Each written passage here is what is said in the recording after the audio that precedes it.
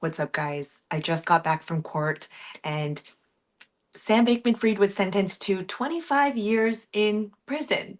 So I'll let people join. I just started the live video, so I'll repeat myself when a few people have joined, but I literally just got back from court. If anyone was following my Twitter feed or my YouTube short feed, I did arrive at court at 9:30 p.m. last night, and I attempted to sleep on a pile of trash that I collected from the streets, and it was raining all night. These are just details I'm giving you because people are still entering this live stream. But yeah, I collected piles of trash from the streets and attempted to create a little makeshift bed, but ultimately I didn't sleep a wink. It was raining, it was pouring rain, so I was trying to sleep and I was just getting waterboarded by the rain.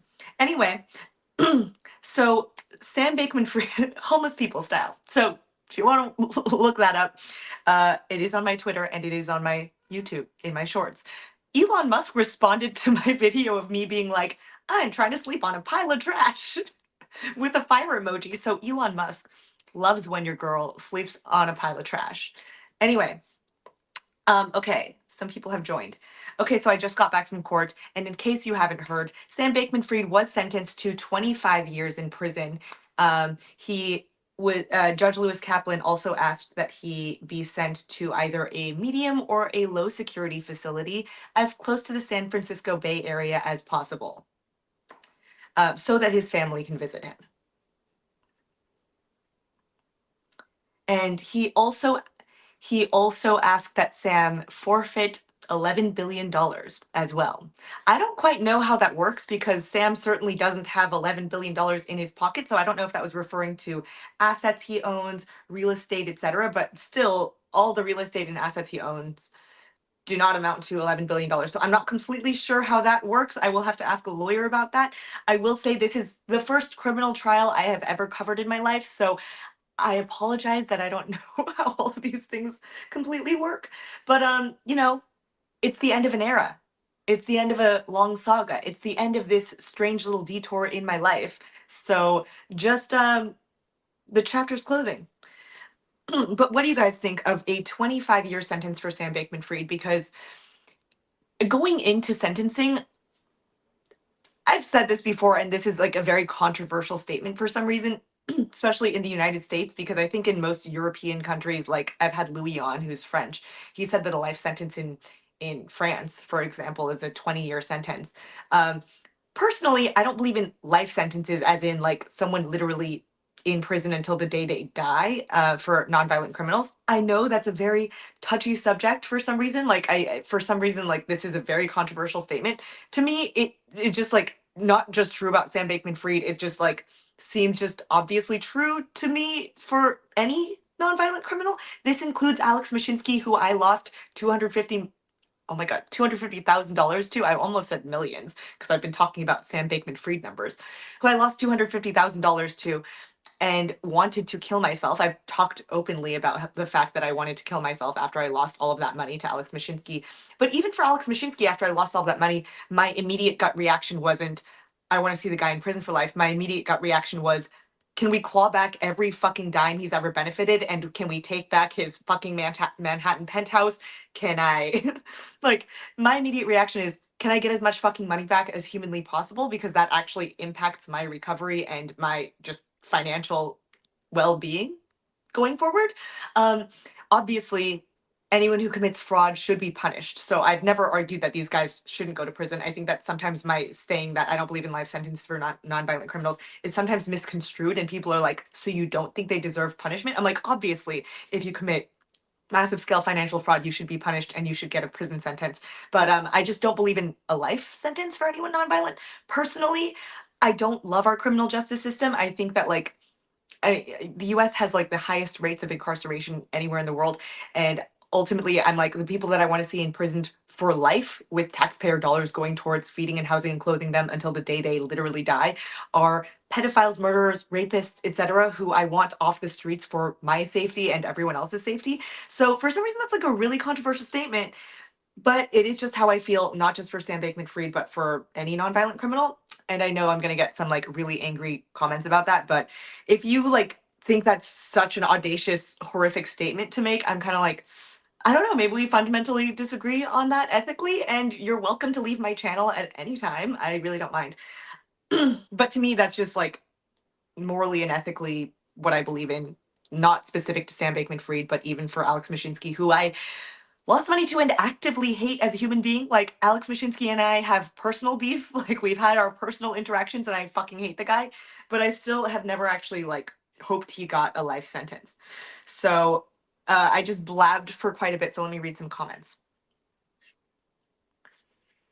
Good job sleeping on the streets last night. Yeah, we can call it sleeping. It was more like literally laying in a pile of wet, soggy trash until 9 a.m., from 9 p.m. till 9 a.m. So that was nice. And I didn't get a wink of sleep because I was laying in a wet, soggy pile of trash and raindrops were hitting my face all night. So, and then people were piling in. So then people were conversing around me. So I was like, I didn't sleep for even like 30 seconds last night. Someone says lower than you thought, honestly. You thought he would get at least 30. His colleagues are probably barely getting anything. I do agree that I actually, even going into this sentencing hearing, the way that Judge Lewis Kaplan was talking about the scale of these crimes, the magnitude of these crimes, and even his thoughts on if Sam might reoffend in the future, um, the way that Kaplan was talking about it, I was actually expecting him to give Sam the maximum, or at least like what the government was asking for, which was 40 to 50 years, because Kaplan was not just speaking to the nature and scale and magnitude of the crimes themselves, but also got into the character of Sam Bankman-Fried's character. For example, some things that he hinged on came straight from Caroline Ellison's testimony against Sam. For example, a couple things that he made huge points to point out were Caroline Ellison stating that at one point, Sam Bankman Fried thought he had a 5% chance of becoming president of the United States, which Kaplan, obviously didn't love and pointed to um, as a reason for why he came to the conclusion that Sam Bankman Fried was in all of this for power and influence. And yeah, power and influence. And then he pointed to the other piece of Caroline Ellison's testimony, another piece of Caroline Ellison's testimony, which was when Caroline said that Sam Bankman Fried at one point told her that he would take a coin flip if it was 50% heads, the entire world ends, tails, humanity ends up 2 times better off. So Judge Kaplan pointed to the fact that Sam Bankman-Fried said that he would take that coin flip as just, I guess, first of all, showing his insanely high risk tolerance, and secondly, kind of showed the way that Sam Bankman-Fried thinks in terms of expected value, and sort of basically said that, if Sam Bankman-Fried in his mind thought that the EV of maybe committing another fraud was worth it, and that the punishment wasn't severe enough, then he could reoffend potentially. So based on all the things he was saying, and he also, I think, called this crime obviously like one of the largest financial crimes and also political scandals or political frauds. Is it political frauds? Political contribution frauds in all of US history.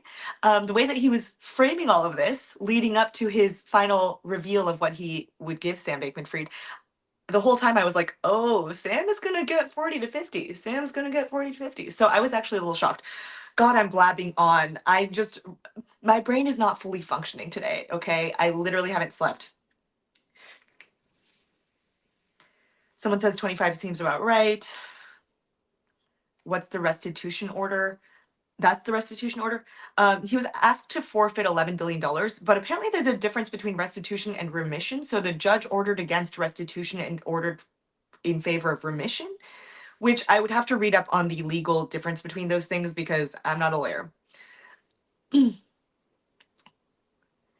Someone says different crimes, but interesting to compare this to Elizabeth Holmes, convicted of 1 count of conspiracy, 3 counts of wire fraud. SBF was convicted of 2 counts of wire fraud. Okay, wait, let's see. Liz got 11 years reduced to 9. Wow, Liz's sentence was reduced to 9 years, or I think it's more like 9.5 or something like that last time I looked. And SBF got 25. That seems aligned, you guess. You don't really know. I don't know. It is an interesting comparison. Personally, I kind of found Theranos's fraud like quite audacious in that like it messed with people's actual health. Like I think that they were giving um false like HIV results to people, and I think they were also treating cancer patients who like obviously, getting incorrect test results for a cancer patient would be since like so traumatic and like actually might lead to improper medical care. I don't know. I obviously pay more attention to SBF's trial than I did to Elizabeth Holmes, so I don't want to pretend I'm an expert on that. But like to me, I thought that like messing with people's actual health is quite ethically problematic. Obviously. Sorry, I'm so tired. So keep in mind that in the federal system, or sorry, I'm getting so many messages right now, so I'm getting stressed out. I'm getting a lot of notifications. In the federal system, there's no parole, so the most time that Sam can get off is 15% for good behavior. So he will have to serve at least 21 years of his sentence. So I know a lot of people though have been saying, "Oh, he's going to get like if he got 25 years, he's only going to serve half that." But there's no parole in the federal system, so he will have to serve at least 21 years. Which I know a lot of people I've seen on Twitter are saying that is way too light a sentence. I will say that, ultimately, I personally don't believe in life sentences for nonviolent criminals. So I would personally say that I think that 40 to 50 years would be a life sentence for someone who's 32 years old. So I personally think that 40 to 50 is too high. Personally, I know a lot of you guys disagree. I think it's too high because I just don't believe just ethically in a life sentence for a nonviolent criminal. I know a lot of you then argue Sam was a violent criminal, but I personally am like, if you don't see the distinction between the emotional distress caused by financial crime, which I was personally a victim of and completely understand. If you don't see the difference between the emotional distress caused by that and even the suicidal thoughts versus being actually murdered or raped, I just think that's like those two things cannot be conflated. Personally, that's what I think. Let's see. Sorry, I'm so bad at reading the comments right now. Yeah, he'll be out when he's about 57 if he doesn't get good time off.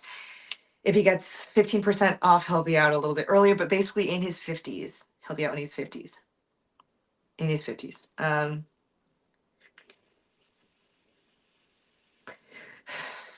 It is crazy though, because I mean, I was talking to Louis about this in one of my recent videos, and I mean, we obviously throw these numbers around. And, when you compare this situation to Bernie Madoff, who got 150 years, some people think that Sam Bankman Fried's sentence was way too light. But ultimately, I'm kind of like, Bernie Madoff's sentence was largely just symbolic. Madoff was, I think, in his 70s when he was sentenced. So no one expected him to actually serve 150 years. This was largely just, the judge obviously showing how severe his crime was. But Madoff, sorry, there's honking. I'm in New York City. Uh, Madoff was at the end of his life, and ultimately he only served 12 of those 150 years because he died. So I don't think the judge actually expected a 77-year-old to serve 150 years. It was largely just, to send a message. So with someone much younger like Sam, again, I know it's a controversial statement, but I say this would apply to Mashinsky as well. I hope that neither actually have to be in prison until the day they literally die. I think both deserve prison sentences, but and I think that sometimes people forget that I personally lost the majority of my life savings to Alex Mashinsky, and I've publicly discussed the fact that I wanted to kill myself afterwards. So I'm very sentimental and empathetic to the viewpoint of all the distress and harm they have caused. But I don't know. To me, I'm just like, I just want to see the pedophiles and the rapists and the murderers in prison for the rest of their lives. Okay, reading some. Someone says, how do I figure he'll get out 10 years early? When did I say I thought he'd get out 10 years early? He's not going to get out 10 years early. And someone who says he'll be 45 when he gets out. How old do you think Sam Bankman-Fried is? He's 32 right now, so a 25-year sentence would leave him at 57 years old. And if he serves 21 years, that's not 45. Okay. Okay.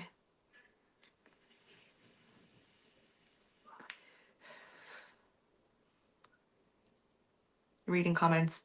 Yeah, he's definitely serving more than 15. He was really annoying to the judge. I also thought that his SBF addressed the court today, and I did not think his speech was good.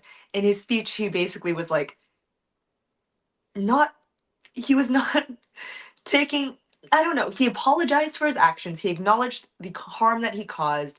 He sided with a victim who spoke, whose name was Sunil. And he was like, I completely understand where Sunil is coming from. I completely understand all the pain I've caused. I'm not the one who really matters here. It's the victims who matter. He said some of the right things, but also said a lot of the wrong things. He was like, but ultimately, it was just a liquidity crisis. Like, he was not owning the fact that it was criminal. So that certainly didn't make Judge Lewis Kaplan happy, nor the rest of the court. Um, Thank you, thank you, Amy Fetterden.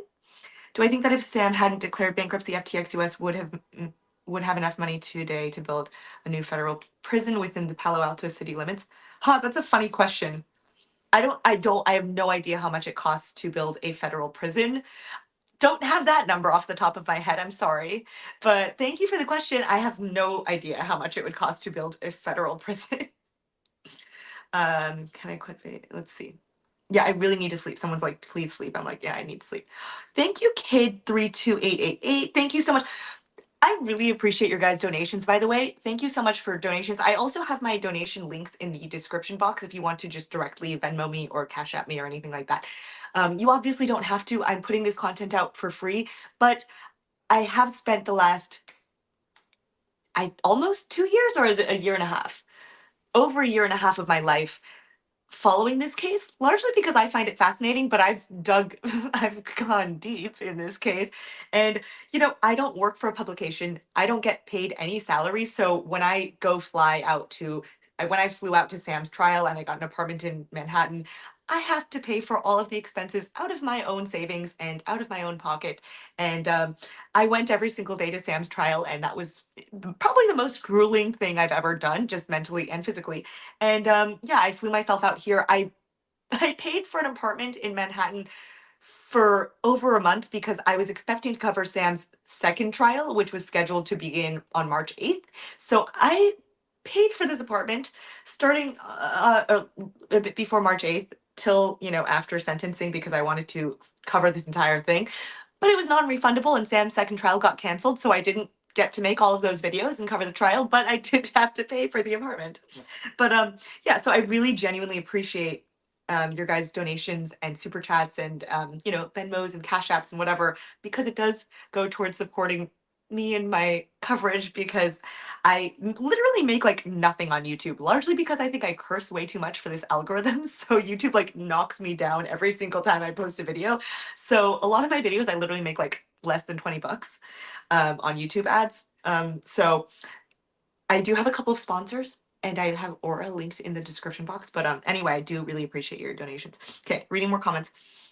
To you, it feels like the right amount. Um, Someone says you won't recognize Sam when he gets out. Oh, I will say that today I saw Sam in court, obviously. And okay, so I did see Sam in court, obviously, today. He first of all, during trial, he got to wear a suit, I think, so that it didn't make the jurors impartial to the fact that he was wearing prison garb.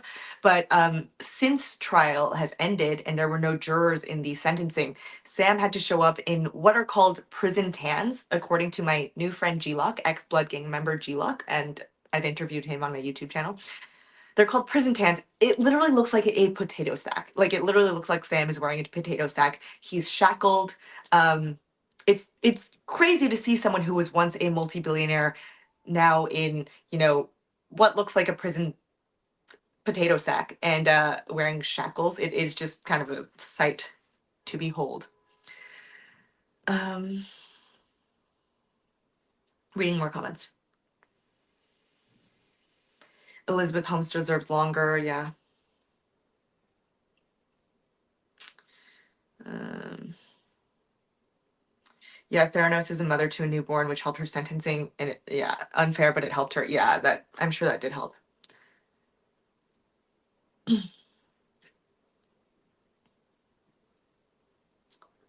Uh,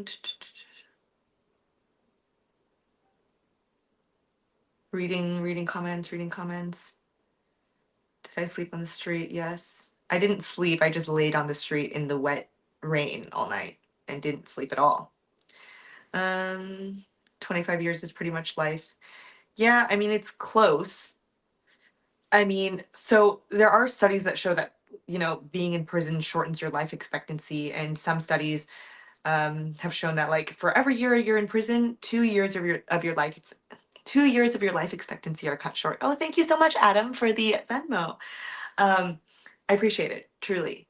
But anyway, so, for someone who is going to spend like 20 years in prison, like if your life expectancy is, decreasing every year you spend there, then one might consider 25 years close to life. Who knows how long he'll stay alive? I don't know. I'm not going to predict that, but just citing a couple studies I've seen. Thank you so much, Corrupted, for the super chat. I really appreciate it. That is so nice. Thank you so much. Someone says free SBF. Someone says 25 years seems light as hell. I feel like I've addressed my thoughts on that sentencing already. Quite a few free SBFs, actually. Thank you, Alabaster Smidge. Sorry, I'm a little bit behind on the comments. I'm getting through them. Thank you so much for the super chat, Alabaster Smidge. I really appreciate it. Truly, it really means so much to me. Like, because otherwise, I don't know how I do this. Oh, thank you, DW. I really appreciate the super chat. Thank you. It's tough out here, guys. It's tough out here paying for a Manhattan apartment for a full month. It, guys, I don't live in luxury. You see my small little studio apartment? It does have a little baby kitchen there. But it's basically just my bed and a little kitchen and a bathroom.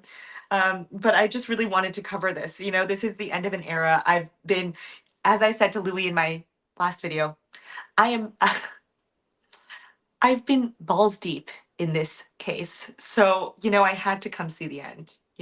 So I'm dedicated. I was dedicated. You can tell I'm dedicated because I slept in, or didn't sleep. I laid in trash all night on the ground outside the courthouse. Video evidence on my Twitter at Tiffany Fong with 1_. Do I like Del Taco? Yeah. Okay, let's see. You would love a studio like that for me. Honestly, I'm not someone who needs like a lot of space, or I don't need luxurious living. I mean, as you can see, I didn't really have a problem. I didn't actually have a problem with like laying on the ground all night. It's more just sucks because I'm tired, but I don't actually. I spent like 2.5 years of my life living in hostels, so I'm not someone who needs like a luxurious fancy apartment or anything. But yeah. So I found a little baby Manhattan apartment that's as close to the courthouse as humanly possible. I liked this one because it was in walking distance to the courthouse. Anyway, I might have missed some comments, but I think I've gotten to the bottom of them. So if you guys have questions about sentencing or me or Sam or anything that's interesting, oh my God, thank you so much, Tito Tang. Thank you so much. Oh, 99.99. That's so sweet. Oh, hope to see more of my content in the future. I really appreciate that. Thank you so much. That's so sweet. Thank you, Tito Tang. Does his I already went over the sentencing, but his sentencing only lasted, I think, maybe 4 hours or so.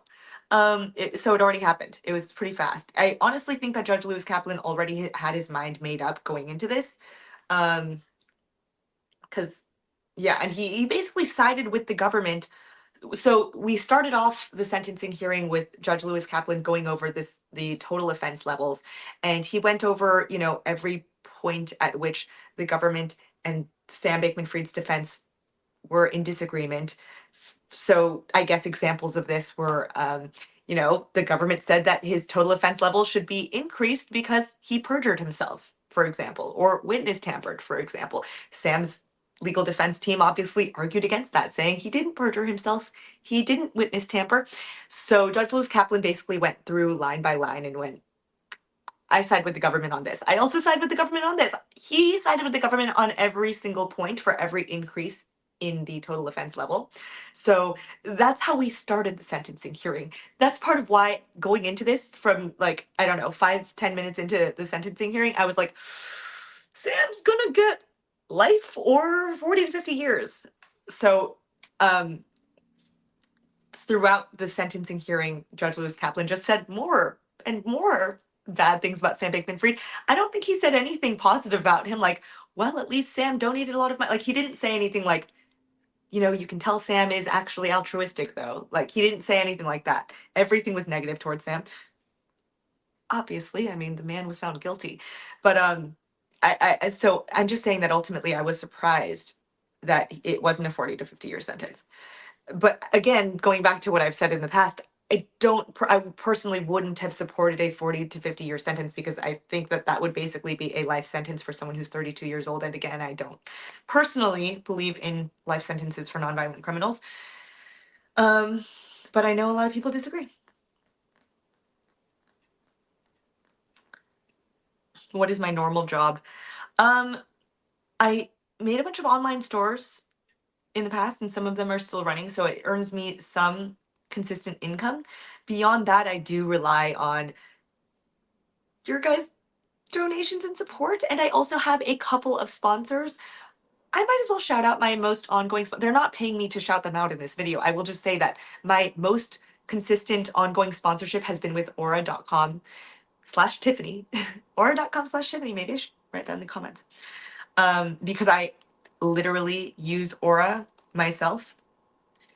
They're basically a data security and identity theft protection company, and the thing that I love the most about Aura, although they are a full suite of services, they have a password manager, a VPN, financial fraud protection. They have a whole suite of services. But the thing that I actually signed up to Aura for was that they constantly scan the web, searching to see where your information has been leaked online. And if you haven't searched this, I had never searched all the places my information had been leaked online prior to using Aura. So you once you enter your information, it will show you all of these sketchy data broker websites where your information has been leaked and is being sold for profit. And often like scammers and hackers use those websites to target your personal information and try to scam and hack you or whatever. So Aura, like one, so at aura.com/Tiffany, you can go to a 2 week free trial, and you can like, if you don't like it, you can literally cancel if you don't like it. I don't want you guys to pay for something you don't like, but I like Aura because they let you have a 2 week free trial. If you don't like it, cancel anytime. But I genuinely literally pay for a monthly Aura subscription, and they've found so much of my personal information leaked online and removed it for me. So they automatically go through and submit opt-out requests to all of these sketchy data broker websites. So it just keeps my information clean online. And for anyone, especially if you're involved in the crypto space, etc., like you are at higher risk of being hacked or being targeted by hackers and scammers. So it's personally something I genuinely recommend trying out. Even if you just want to check and see where your information's been leaked, get that stuff removed. And then if you don't want to use Aura, you can cancel the free trial and you don't have to pay for it. But that's why I like feel totally comfortable promoting them, because if you don't like it, you can cancel. And I literally use Aura. I've literally recommended Aura to my mother and my sister, who both use Aura consistently to this day. So just saying, that's my little Aura plug. But I will say that, consistent sponsors like Aura, and I will say I've turned down every single crypto sponsorship. I don't promote meme coins. I don't promote NFT projects, exchanges, Web3 projects, anything. So I've turned down a lot of money because I don't want to promote anything that I don't use myself or trust, etc. But Aura, I literally use and trust. So that's why they've been my ongoing sponsor. So it does support me if you want to check them out as well, just because I want to maintain that sponsorship forever, honestly.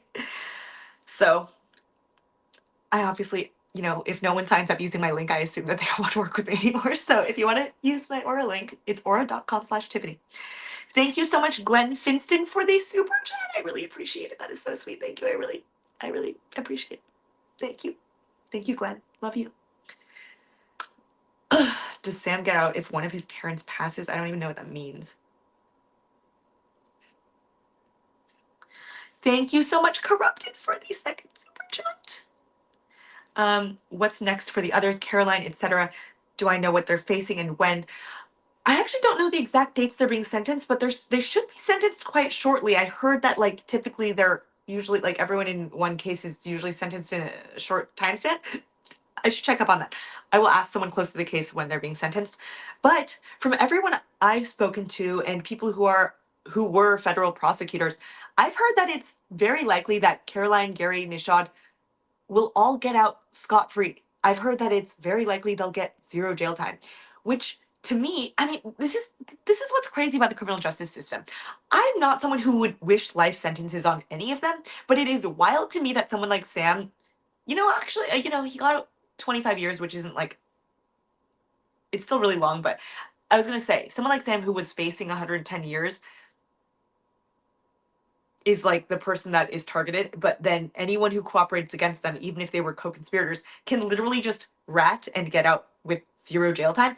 Obviously, I understand that the government is trying to incentivize people to work with the government and to cooperate, but to me, cooperation should mean like you get a decreased sentence. Like if you were going to be sentenced to 25 years, maybe you get 5 years, 10 years. I don't know. It's crazy that it can just drop to zero if you rat on someone. I think that's kind of wild in the criminal justice system.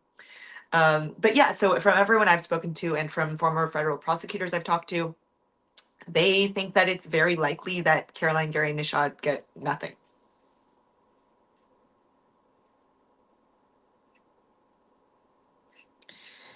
Um, oh, thank you. Thank you, Jeff Nadu. You're a great journalist, one of the few left in this country. SBF got off okay, going to be in FCI. Low is big for him. Thank you so much, Jeff. I've been on Jeff Nadu's podcast before. So if you guys want to follow Jeff, he's lovely. And I really appreciate the super chat. That is so sweet. And thank you for the compliment calling me a good journalist or a great journalist, because, I never title myself a journalist. I never label myself anything because, I came into all of this with no background in journalism. I don't fully know what I'm doing. I'm Googling things along the way. Even in my conversations with Sam Bankman-Fried, obviously, like, I knew what on the record and off the record were generally, because I think those are generally used terms. But sometimes he'll use a term like on background or embargoed or whatever. And I'm like, yep, got it, Sam. And then I have to go Google it. So, throughout this entire process of covering the FTX SBF trial, um, I've felt a little bit in over my head, and I've been trying to just learn as I go. So I appreciate that compliment. I'm very new to this, and that's very sweet. Shout out to Jeff Nadu. I don't know if I'm pronouncing your name. Is it Nadu, Nadu? I don't know if I'm saying it correctly. And thank you, Gerard Allen.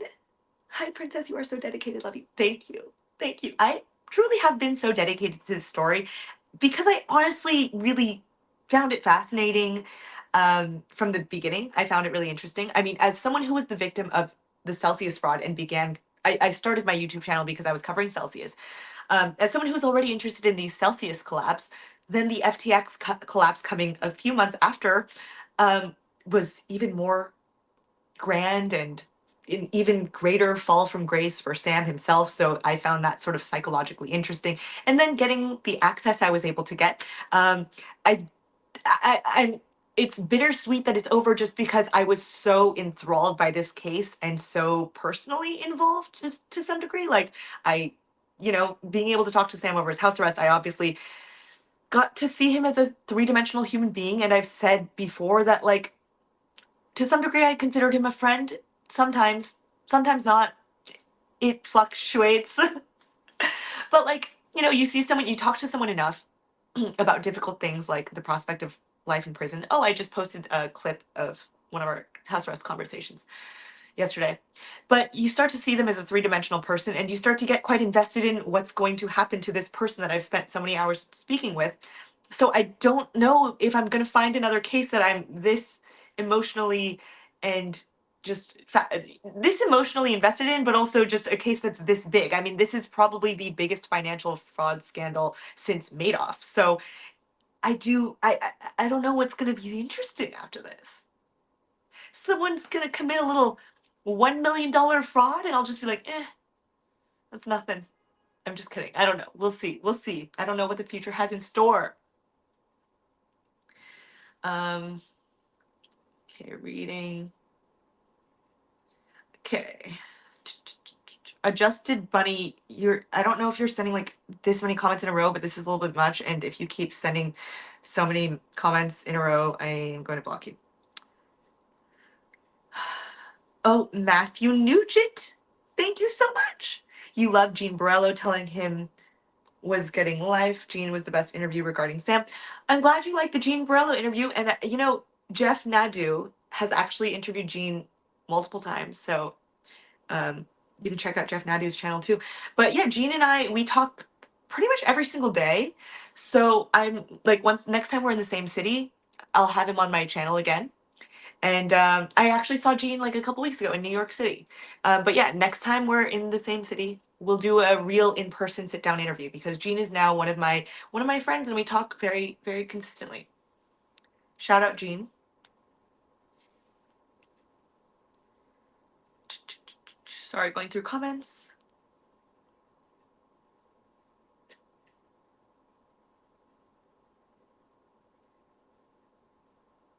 Mashinsky should get more time than SBF. See, it's funny because I think ethically what Mashinsky did was worse than what SBF did. The way that I think that Mashinsky himself and Celsius were just more predatory, particularly to vulnerable individuals. For example, Mashinsky was specifically trying to get people to move things like their retirement savings and the money that was in their Roth IRAs from their Roth IRAs into Celsius Network. Like he was specifically targeting people's life savings in a way that I don't think that a derivatives crypto exchange necessarily was. Obviously, FTX was marketed as a safe derivatives crypto exchange, and it wasn't that. But I don't think that FTX was ever specifically targeting vulnerable individuals and their literal life savings and retirement funds in a way that Celsius Network was. So personally, and also there are so many other reasons that I think that Mashinsky is worse. For example, I think that Celsius was basically a fraud from day one because even in the examiner's report, it came out that Celsius was always marketing that they were giving 80% of their revenue to customers as their APY or their weekly rewards. I forget if it was weekly or monthly. But anyway, they always marketed that they were giving 80% of their revenue to customers, when in reality, at no point in Celsius's history were they ever earning enough to pay out those uh, rewards. Oh my God, why am I blanking on words right now? It's probably because I'm lacking sleep. Anyway, Celsius was never making enough money to pay out those rewards. So they were literally, seemingly, paying out customer rewards from other customer deposits, which literally seems like the definition of a fucking Ponzi. So, and this was starting from day one. Like, Celsius was never earning enough revenue to pay out those rewards.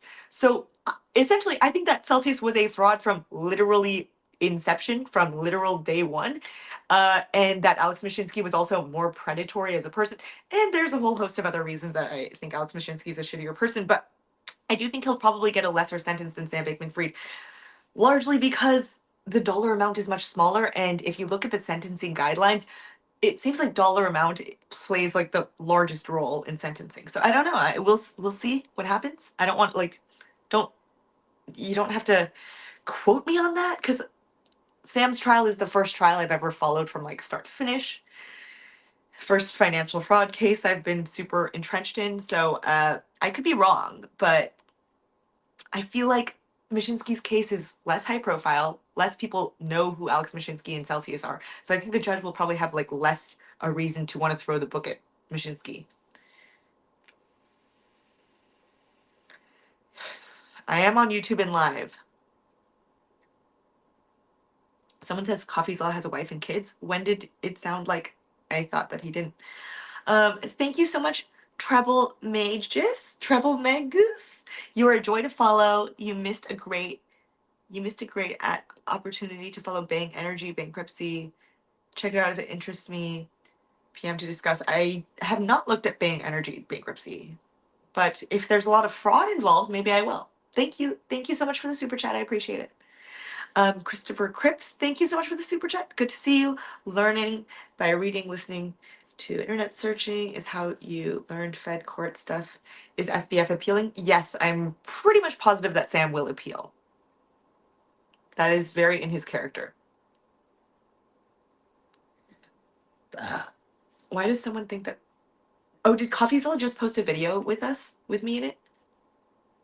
Because Coffeezilla did just interview me. I think it might be for the Voidzilla channel, though. I'm not sure. Did he just post it?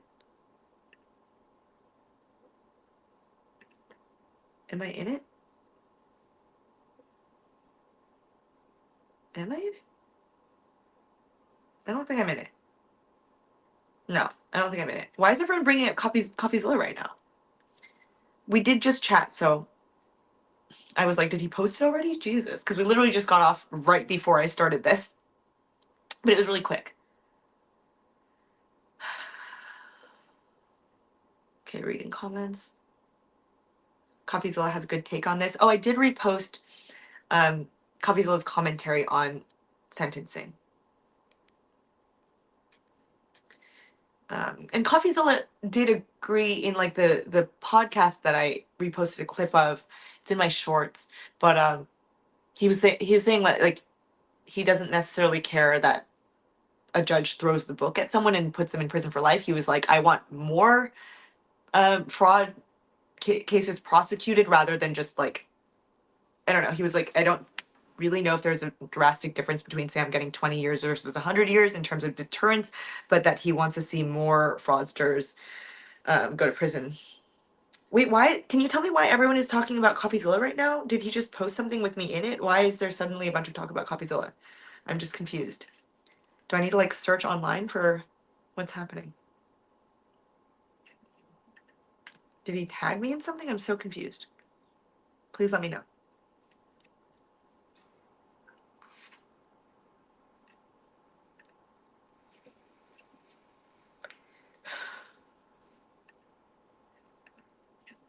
Sorry, I'm checking my Twitter. Okay, I'm back.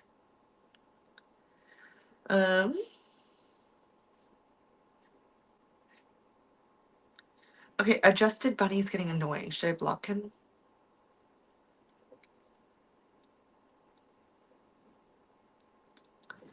Um,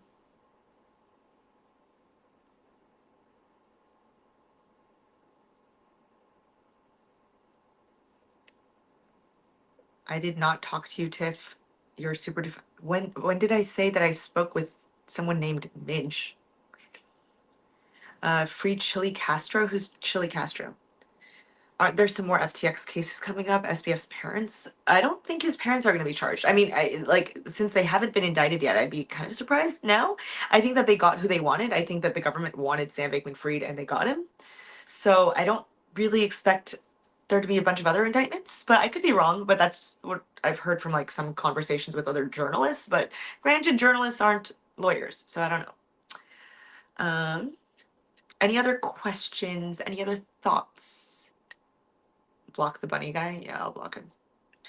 Because I should nap at some point today because I literally haven't slept. Will I visit Sam in prison?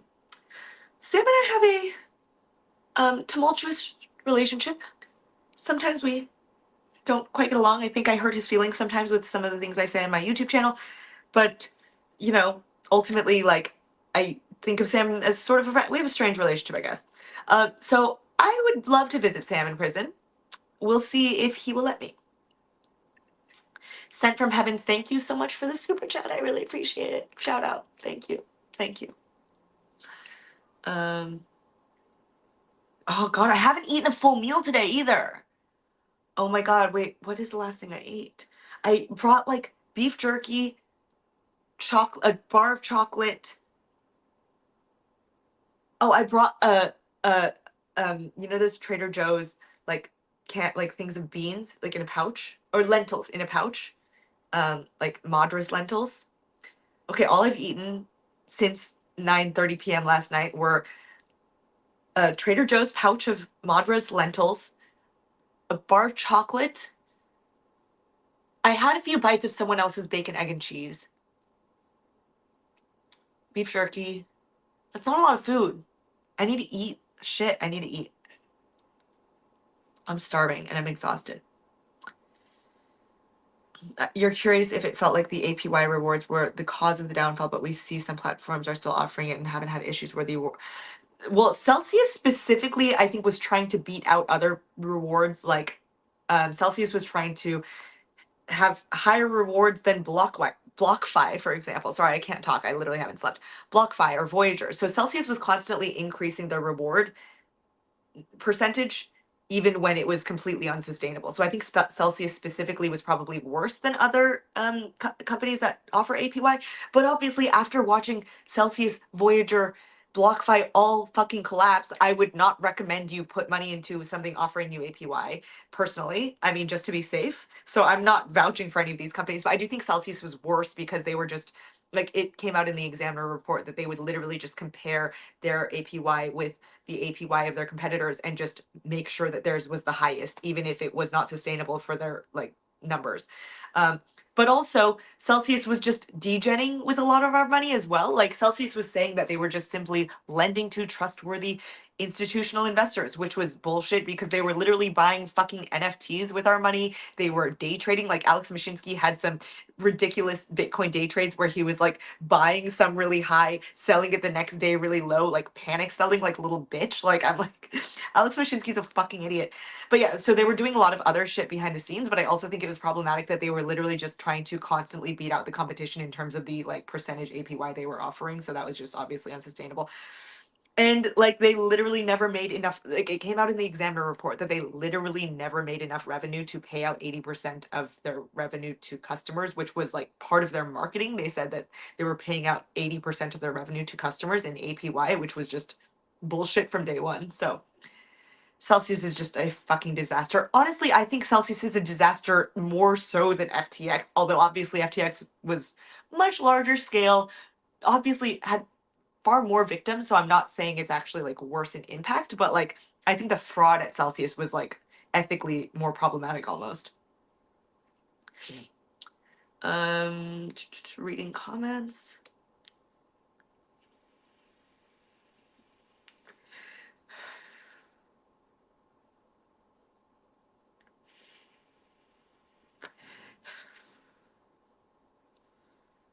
Um yeah, I don't like promote any APY platforms, or I don't promote any crypto companies. That has been my rule. Would you guys get mad if I took like an exchange sponsorship or something like that? I don't know why I've made it my rule where I'm just like I won't promote anything in crypto because for some reason I like hold myself to that standard, but I'm like I would certainly make a lot more money if I took crypto sponsorship since my channel's quite niche. It's kind of in the crypto space. So I get a lot of offers from crypto companies, but so far I've said no to everyone.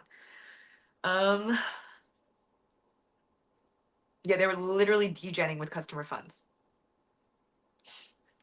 Um, when are creditors seeing funds? Are you talking about FTX or Celsius? FTX, it looks like there are enough funds to make customers dollar whole. And I've made so many videos on this. I made a recent one with Louis, so you can watch that if you want to. It looks like FTX customers will be made dollar whole, but keep in mind that the way that bankruptcy works is that your claim, which is the amount that the company owes you, is dollarized on the petition date. So the date that the company files for bankruptcy. And it just seems that, bankruptcy code was not built for crypto companies where crypto prices are constantly fluctuating. So that did not work out too well for FTX creditors because the day that FTX filed for bankruptcy was basically the bottom of the crypto market. So Bitcoin was worth below $17,000. I believe it was worth $16,800 at the time that FTX filed for bankruptcy. So basically, the amount that FTX owes you based on bankruptcy code is just frozen on that date when Bitcoin was really low. Obviously, since then, crypto prices have skyrocketed. So you're basically missing out on all of the gains since November 11th. And a lot of people blame that on Sam Bankman Fried specifically. The fraud part is Sam Bankman Fried's fault.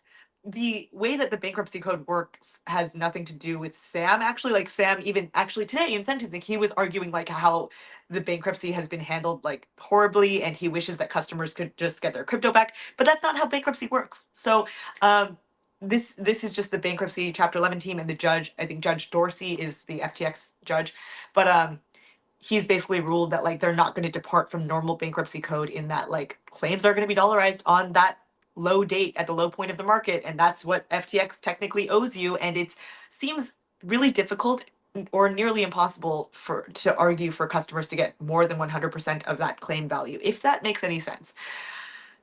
I've described this more clearly in other videos, and there's tons of FTX update videos on my YouTube channel, so if you want to watch any of those, you can, but I feel like I've described it a little more clearly on other videos. Someone says free SBF. There are way more criminals out there. Um, I'm not like vouching to. I'm not someone who's saying to free him. Obviously, I think that there should be some punishment, but I'm like. I think that like what I think is a fine sentence in terms of prison time is probably lower than what most people would think was fine. So, like, I don't know. I just don't really agree with the way the criminal justice system works in the United States. And it is funny to talk to, like, so, first of all, most FTX creditors, actually all FTX international creditors, which was much larger than FTX US, were outside of the United States. And in a lot of the, like, so for example, there are a lot of European customers, and I've spoken to so many people in Europe about like sentencing, and apparently a life sentence in Europe is 20 years. So it's illegal apparently to sentence someone to more than 20 years unless they're considered like a menace to society. So they're like a serial killer or something like that. But like Sam would not have ever gotten more than 20 years in Europe. And from people I've spoken to, they've said like he wouldn't have even gotten that maximum because that's the maximum of 20 years is like mostly reserved for like violent criminals in Europe. Or I think that the person I'm referring to is from France, and I've also spoken to some people in like London and whatever. But I think that I kind of think that like the US has the highest incarceration rates in the entire world. So it seems that we tend to over sentence people. Might be controversial statement. I don't know. But I don't think that I like am a fan of the US criminal justice system in general.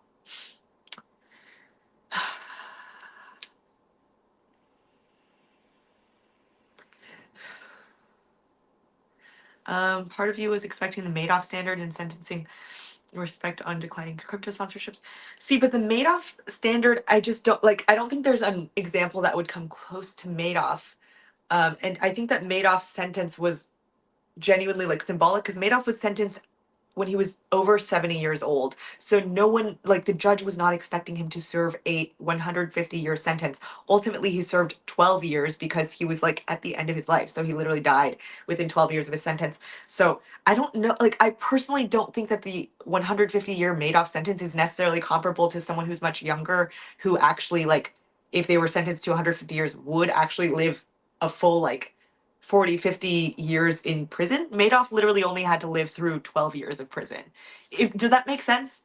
So I personally am kind of like, I think the Madoff sentence isn't necessarily fair to compare to someone who's much younger because no one expected Madoff to actually serve 150 years. Does that make sense, what I'm saying? Guys, I'm even getting sniffles. I might have gotten sick last night because I literally didn't sleep and I was just sitting in the rain all day. Oh, I'm having trouble breathing. Ugh, okay. Anyway.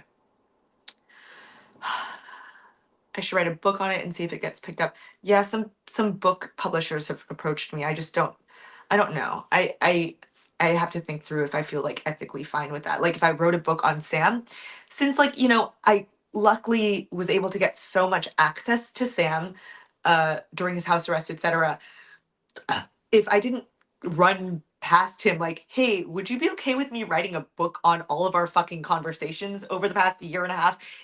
I'd feel ethically weird if I didn't run that by someone. It'd be like having a bunch of conversations with anyone and then writing a book about them without them knowing you're writing a book on them.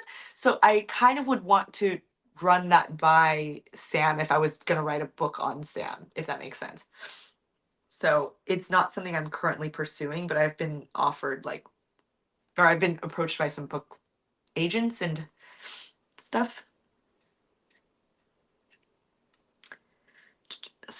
Someone's like, he'll be eligible for parole in about 8 years. Some of you are like retarded, and I've already gone over this, but there's no parole in the federal system. So the most amount of time he can get off his 25-year sentence is 15%. So he will serve at least 21 years.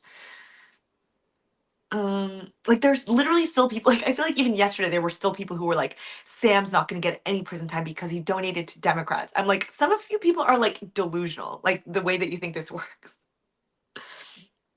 Do I think he can appeal to under 5 years? I don't think that an appeal is going to be successful personally, but I mean, he's welcome to try, but I don't personally think it'll be successful. The bankruptcy laws need to be updated for this new novel asset crypto. I agree because I mean, as someone who sat through Celsius's bankruptcy, the way that the bankruptcy system works, I mean, the same thing happened to Celsius. Our bankruptcy claims were dollarized on the petition date when Bitcoin was worth, I don't remember the actual exact number. It was a little bit, I think it was worth like 20K or something like that. So it was a little bit higher than when FTX filed for bankruptcy. But like my claim, so for example, when I deposited my 3.1 Bitcoins and 11.6 ETH onto Celsius, it was worth well over $250,000. By the time Celsius filed for Chapter 11 bankruptcy when crypto prices had plummeted, I think my claim was worth like 80K or something like that. So that 80K amount is what Celsius technically legally owes me. Does that make sense? So like yeah, bankruptcy code is not built for collapsing crypto companies. That's part of why I found this all fascinating because it's just like a new territory that seems kind of unexplored, and I found it kind of interesting to explore something that's kind of new. Um but yeah, there should be some reform there. It does suck though that these bankruptcies seem to be setting the precedent for future crypto bankruptcies because now if a crypto company collapses and like the previous like FTX and Celsius just dollarized claims on a petition date, then it would be difficult to try to set a different precedent for a future bankruptcy case. So I don't know how it would actually be fixed, but it's very backwards. Uh, yeah, I survived the night on the courtroom steps.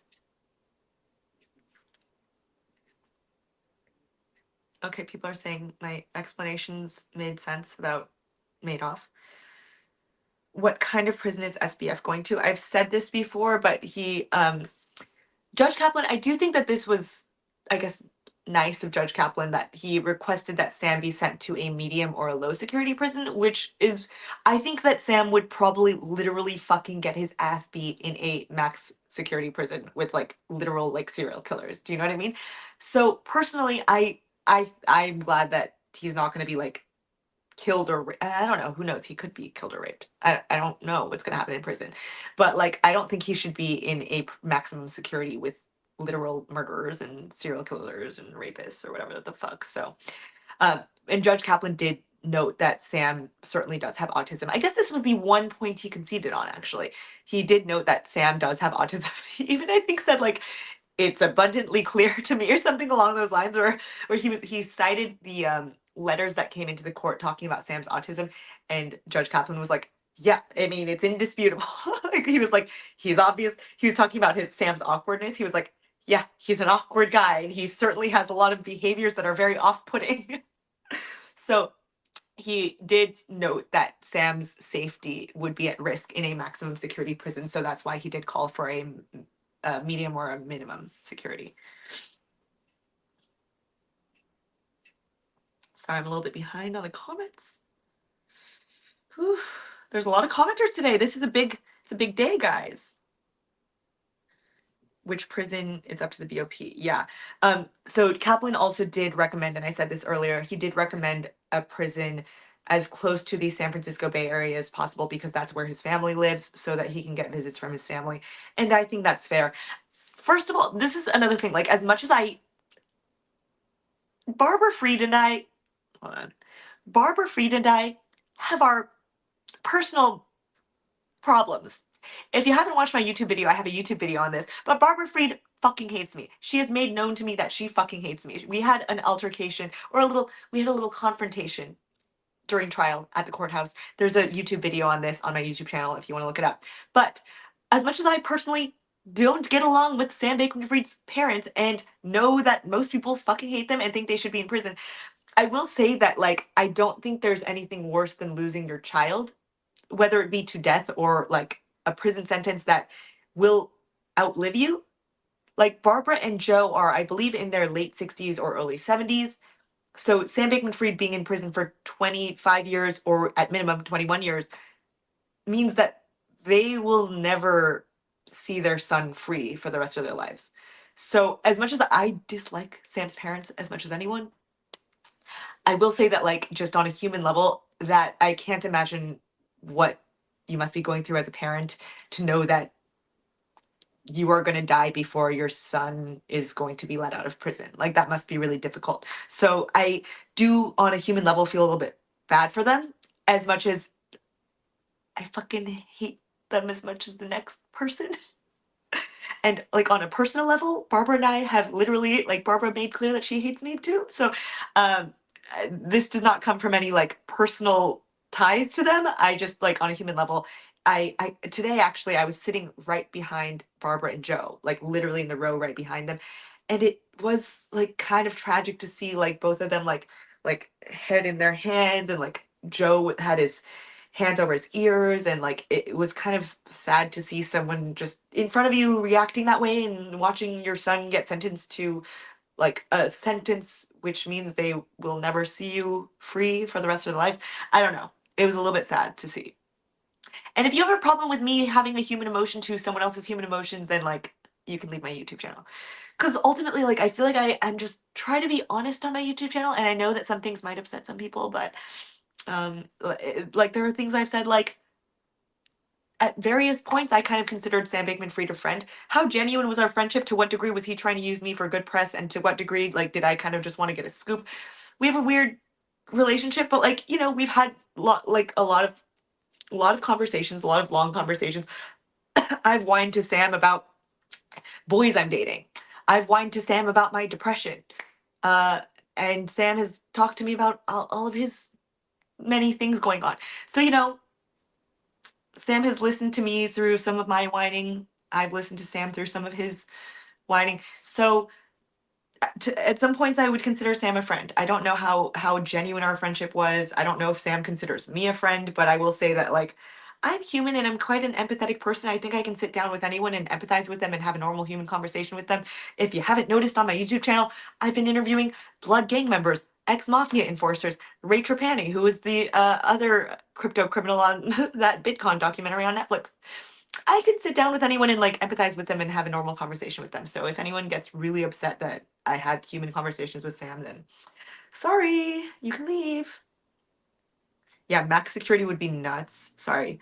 I keep going on little rants and then missing some comments. So no, so they're not putting him in max. Judge Kaplan requested that he be put in a medium or a minimum, which I think is a good call. Because I don't think he deserves to get like fucking stabbed or something like that in a max. Um Autism is a superpower. Autists are great. Will I visit Sam on his birthday every year? I mean, Sam doesn't care about birthdays in the first place. I do have a YouTube short of Sam talking to me about how he feels about birthdays. And he was just like, I don't know why people give a fuck about birthdays. Like, so I don't think he would care if I visited him on his birthday in the first place. Barb out here wildin'. Yeah. She's 73. Yeah, Barbara's 73. So she's definitely not going to be alive by the time Sam gets out because he's going to get at least 21 years. I mean it's very unlikely, especially with all the I'm not trying to say I like them. I'm saying like with all the stress they've had to go through this trial, I'm sure that's knocked a few years off their life expectancies. So I really don't think that she's going to survive um, through Sam getting released. And I don't take pleasure in that. I honestly find that kind of sad, even though I don't like Barbara. I've never actually had a confrontation with Joe, but you know, Barbara and I don't get along. So I've made that public on my YouTube channel.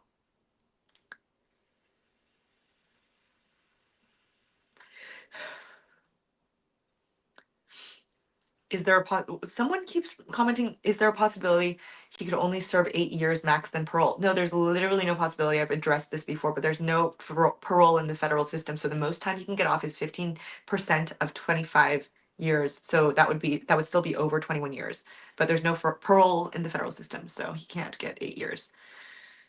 Um, Someone says, this is why you're not a journalist. You've crossed professional boundaries with Sam. Yeah, I've never called myself a journalist. And I do think that like with every single person I've interviewed, I've become friends with them. Like I text with Jean Borello every single day. We go drink and party when we're in the same city. We are not romantically involved, by the way. I know I always get everyone accuses me of being romantically involved with like every single person I've ever interviewed. We're not romantically involved. G-Lock, G-Lock and I are friends as well. I talk to G-Lock all the time, ask him how he's doing, if he's finding work. I want to try to get him a laptop because he doesn't have a laptop and he just got out of prison and he was an ex-blood gang member. And like, who's going to hire the guy? He has face tattoos and he's been in and out of prison for his entire life and he has no high school degree. And I want to help him get a laptop because maybe he can make some money online.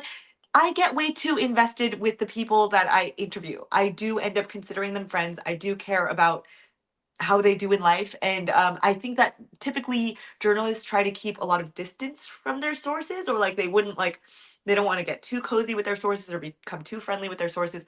I personally like everyone I've interviewed so far has become my friend, and I talk to them regularly, and I'll go out to get drinks with them, or I will oh sorry, someone asked me to comment on a story. Anyway, so I think that I probably get too friendly with everyone I've interviewed because I just don't see them as interview subjects to just do a piece on. I usually look at people that I asked to interview as just like a human being I'm having a conversation with, and just have a normal hot conversation with them. In case you haven't noticed, my interviews aren't necessarily professional. I literally was doing tequila shots with G-Lock in my last interview on my YouTube channel. So I think of everyone I interview as a friend. Sorry, I have to read this text. Someone asked me.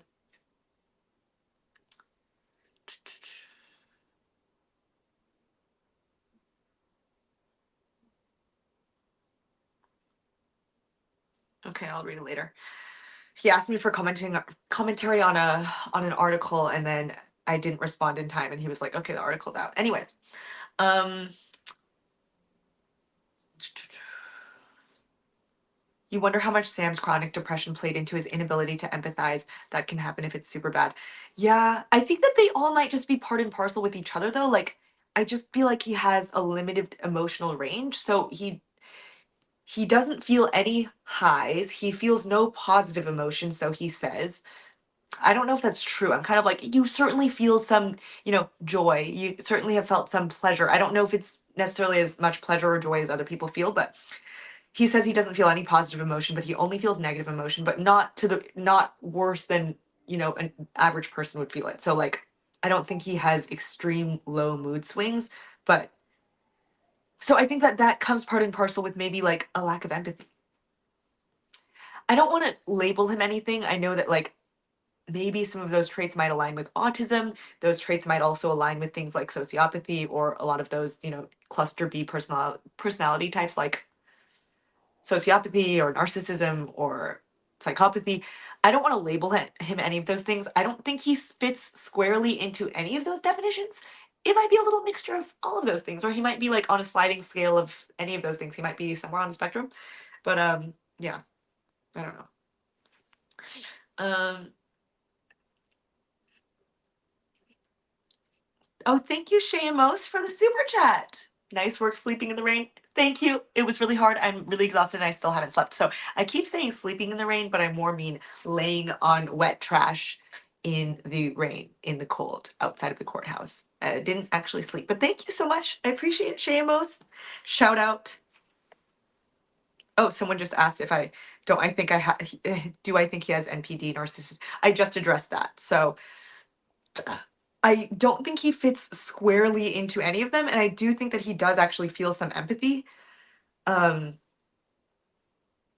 I do think he's expressed some empathy to me about some things I've gone through, or I've read some of his personal writings where he's expressing empathy about people around him. So I think he feels empathy, but I don't think it's like maybe to the degree that other people do.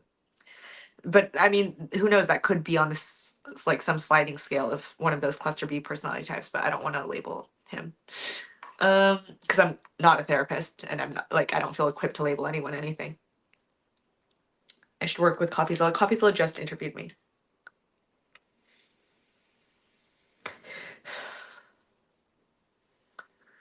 Um, I need a boob job, Tiff.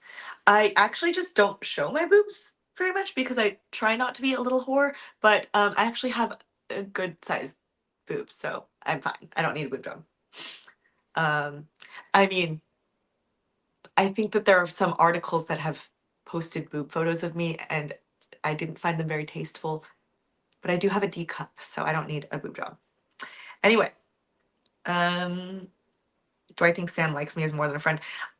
Some people are like, do you think Sam is in love with me? Like, I certainly don't think Sam is in love with me whatsoever. Does he like me as more than a friend? He's never been creepy towards me. He's never said anything inappropriate. He's never pressured me into anything. I know I do get that question a lot. If anything, I just have a very open, like, maybe flirty personality. I'm very like, when I'm with people, if you watch any of my interviews, half the comments when I'm interviewing a guy is Tiffany has a crush on them, or she has a like he has a crush on Tiffany. I think my personality is quite open and flirty and whatever. So if anything, like I'm sitting next to Sam, like touching his shoulder or like laughing or whatever, and he's like not he's not creepy to me at all. So um uh yeah, I don't know what he feels internally, but I will say that he's never like pressured me into anything weird or like been like, so like would you be down to, I don't know. Sam hasn't been creepy or weird.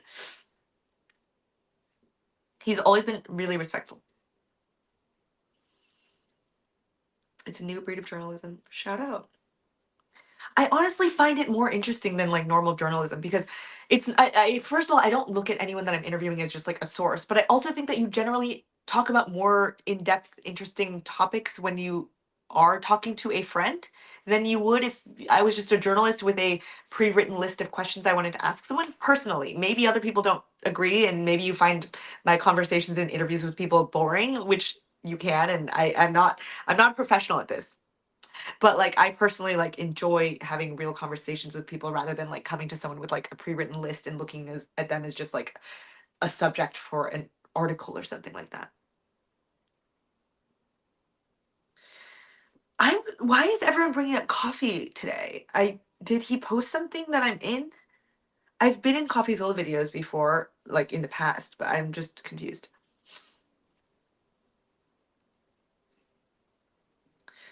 Oh, I was gonna say, why does my back hurt so much? But I'm like, maybe because I was laying on stone granite all night in the cold in like water all night. Maybe it's that. Did I face any New York rats last night? No rats approached me, but like on the way to and from court, I saw some rats. Oh, thank you, Terry Leong. I appreciate that. Thank you.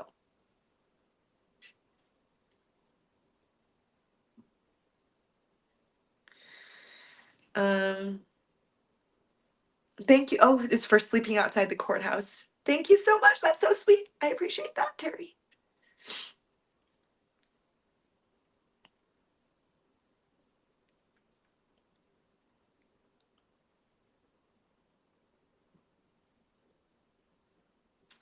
Some people who are like 50 years would have been fitting.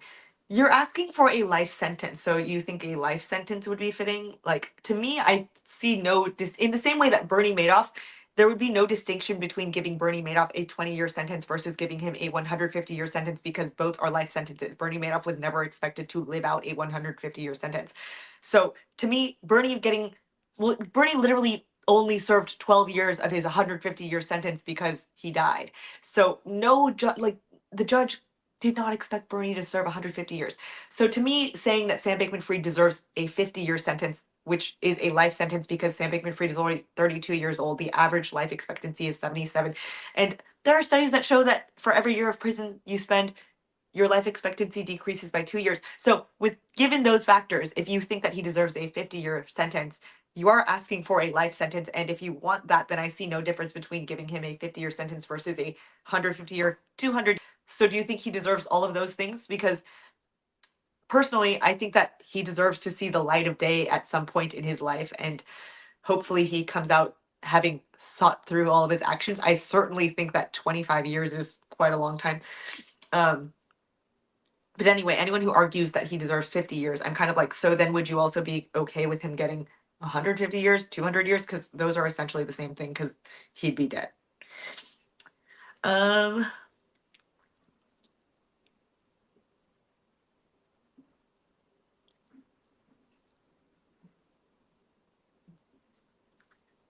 thank you, Oscar Vasquez. I appreciate your super chat. Thank you.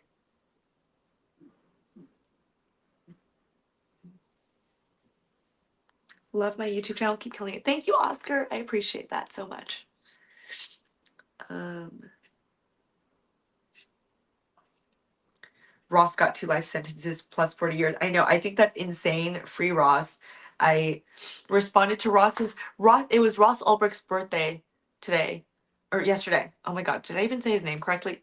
It was Ross's birthday yesterday, and I responded to his birthday post, Free Ross, because He's been in jail since I believe he was 29 years old, and he's now 40 years old. And I think that's too long a sentence. He was given double life, I believe. Yeah, 2 life sentences plus 40 years. That's insane. He should. I'm on the free Ross train, okay? And I think I generally just don't. I don't agree with the US criminal justice system generally. So, yeah, sentencing is too long for most offenses. There should be a way to reduce by contributing back to society in some way. I 100% agree with this. And I also think that we should focus more on rehabilitation. It's just unsustainable. I mean, the US literally has the highest incarceration rates in the entire world. So it's just like obviously something's not working right, because if it were a if lengthy prison sentence were such a deterrent, then we would have less inmates to incarcerate. Do you know what I mean? So having the highest incarceration rates in the world does not speak highly of the United States' criminal justice system. So just saying. Yeah, someone says 25 years is the right sentence. Yeah, I'm not going to argue with that.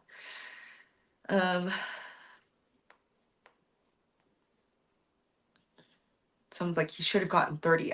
What do you think the massive difference would be between 30 versus 25? I mean, do you think that that would change anything particular? Um, Thank you, Michael Kelly. I appreciate your super chat. Did the judge not impose a lifetime ban on SBF participating in the finance industry? So, from journalists I've spoken to, apparently, like the SEC or some other organization has to do that. I'm uncertain how that works. But no, the judge didn't bring that up actually. But I've heard that like other organizations are the ones who impose those restrictions. But I'm not going to pretend to be more well versed in this than I am. I'm having conversations with people outside the courthouse, and that's what I've heard from someone outside the courthouse today. Thank you for the super chat.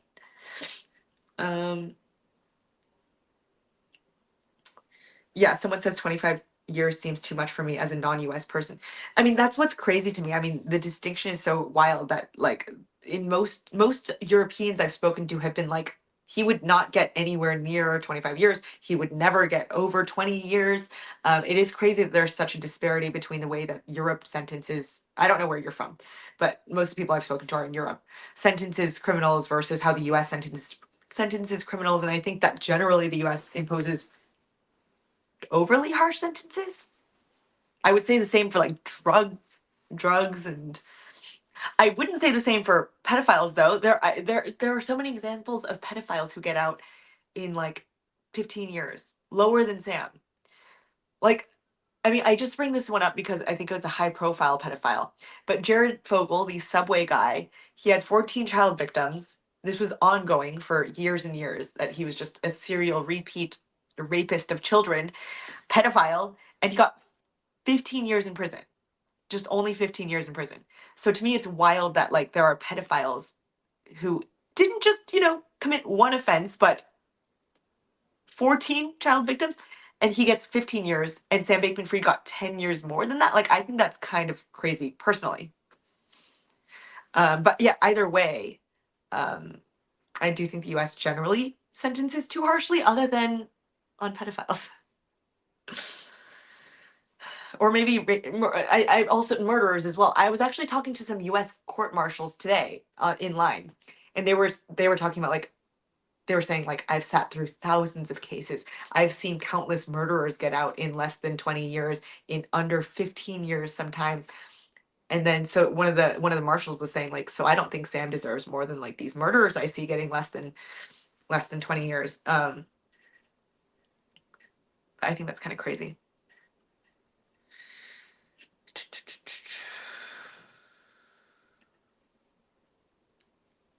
Any chance of getting a post-sentence debrief with Shkreli? Shkreli and I aren't close friends anymore, but I'm not going to talk about that. But thank you for the question. But no, I don't think I'm going to be talking to Shkreli anytime soon. Sipe, always coming in with this epic super chat. Shout out Sipe. I remember your name, obviously. Sipe is a loyal super chatter, and I love you, Sipe. Thank you so much for supporting my trial coverage. Thank you so much. And if any of you want to support my trial coverage, I first of all appreciate super chats, but I also have my donation links in the description box down below. Uh, the super chats are probably more fun for you guys because I like see them pop right up on this and I talk about them. But um, I will say that like obviously Venmo and Cash App and stuff like that, they take fewer fees from the chat. So first of all, I greatly appreciate any donations you guys give me because it is tough trying to make this like trying to report on all this stuff. I say report, I don't consider myself necessarily a journalist or a reporter, but trying to cover all of this stuff without being employed by anyone, without anyone covering my rent in New York City, without anyone covering my flights when I fly to New York or San Francisco to interview people or wherever. I'm just doing it all out of my own pocket because I find it enjoyable and I hope you find it enjoyable too. And I find it interesting. And I feel like I've been able to get some like interesting information out of people that I do think is quite newsworthy.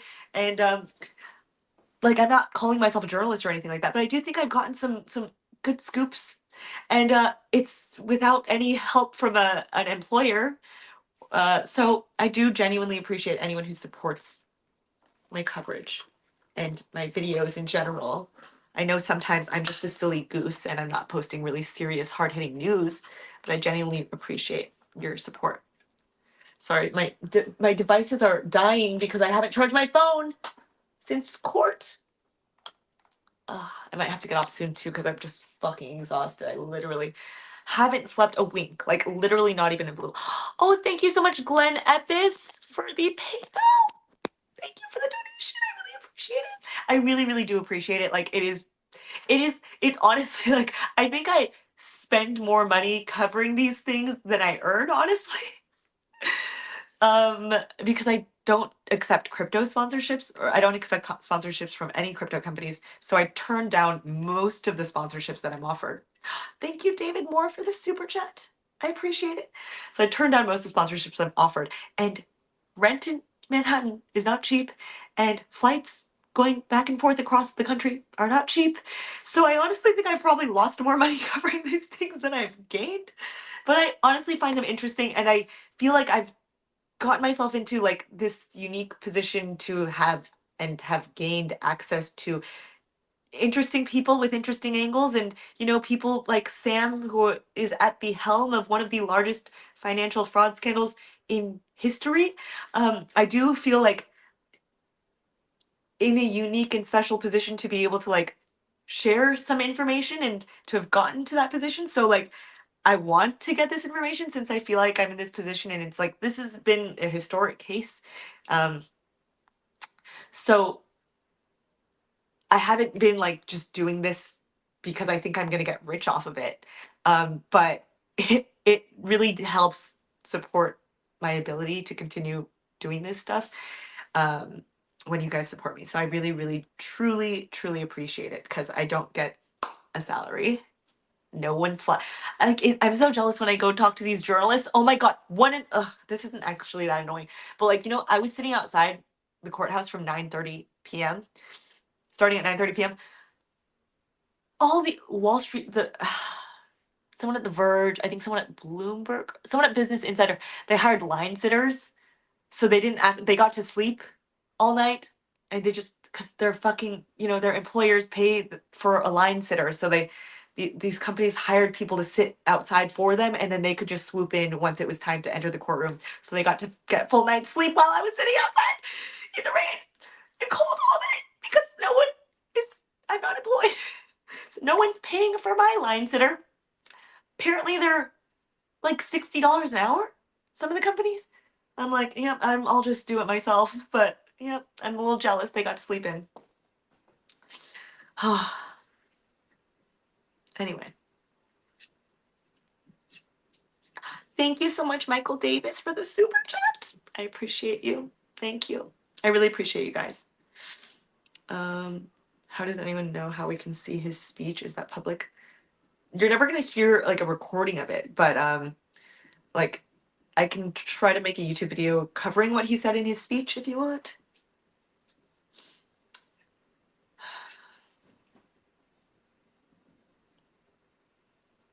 How much time will he actually serve? Is there a minimum? The minimum he can serve is 21 years. Will Sam survive 5 years in a federal prison? I hope so. I hope so.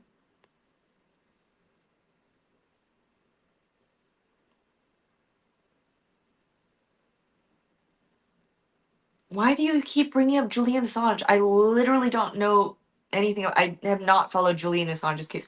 Is there a reason you're ignoring questions about Julian Assange? When have I ever brought up Julian Assange? You're like asking me about someone I've never like researched and I have no thoughts on, honestly. I vaguely know what Julian Assange did and like vaguely understand WikiLeaks and stuff like that, but like I wasn't covering that, so I don't really have like a hot take on Julian Assange. What is rent for my apartment? Oh god, rent here for this apartment, it's like $4,000. It's so expensive in Manhattan, guys. And this apartment is not even. I'm not gonna lie, it's over $4,000, but it's not even fucking fancy. Do you see? It's literally just my bed and like a tiny, tiny little kitchen. It's not luxurious or anything, but Manhattan is expensive, guys. And I'm just paying for it with my own savings. And I picked this exact spot because it's in walking distance to the courthouse. And I was expecting to cover Sam's second trial, so I thought I was going to have to walk to and from the courthouse every single day. So I thought it was worth it to spend this amount of money if it meant that I was able to walk to and from the courthouse to cover the second trial. But the second trial got canceled, and your girl already paid for the apartment, and it was non-refundable. So I'm a little bit down on that investment, but it did allow me to cover this sentencing. And that's part of why I went so early, because I was like, there's no fucking way I paid for this New York apartment. And if I'm even like an hour too late and don't make it into the courtroom, I would have wasted all this money. So that's why I went so early. I was like, this is probably a little bit too early, but I need to ensure that I get this fucking spot because I've already invested this much money into wanting to cover the end of this, massive scale financial fraud case. Oh, thank you guys for the sweet comments. Maybe I should have outsourced a line sitter from my fans. I hate asking for things though, but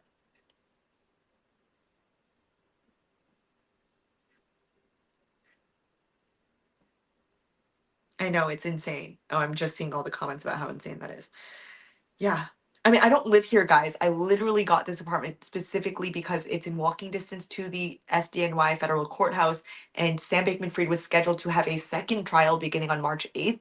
So I really wanted to cover the second trial. So I booked this apartment in advance. Before the second trial was canceled because I thought there was going to be a second trial. So, and then I tried to cancel it, but it was non-refundable. So I booked this expecting to cover an entire second criminal trial. That's why I booked it. Like, do you remember the other criminal trial that I covered? I was expecting to do that all over again, which is why I booked this apartment because I can literally walk to the courthouse in like 10 minutes or less. So it is very expensive, but I booked it for that reason. And then the trial was canceled and I couldn't get a refund. Thank you, Ron Coleman. And because I missed the verdict, I did miss the verdict and I was so depressed that I missed the verdict, so I had to come. Yeah, a lot of comments on the 4K apartment. I know, guys. I'm not someone who needs like a luxurious space or anything like that. Like, I hope that saying my rent doesn't make me sound bougie. It's literally Manhattan, and I was dedicated. I literally booked this spot to cover Sam's second trial. So I really wanted to find something that was in walking distance to the courthouse. So that's why I booked this exact apartment. But it's rough, guys. It's tough on my savings.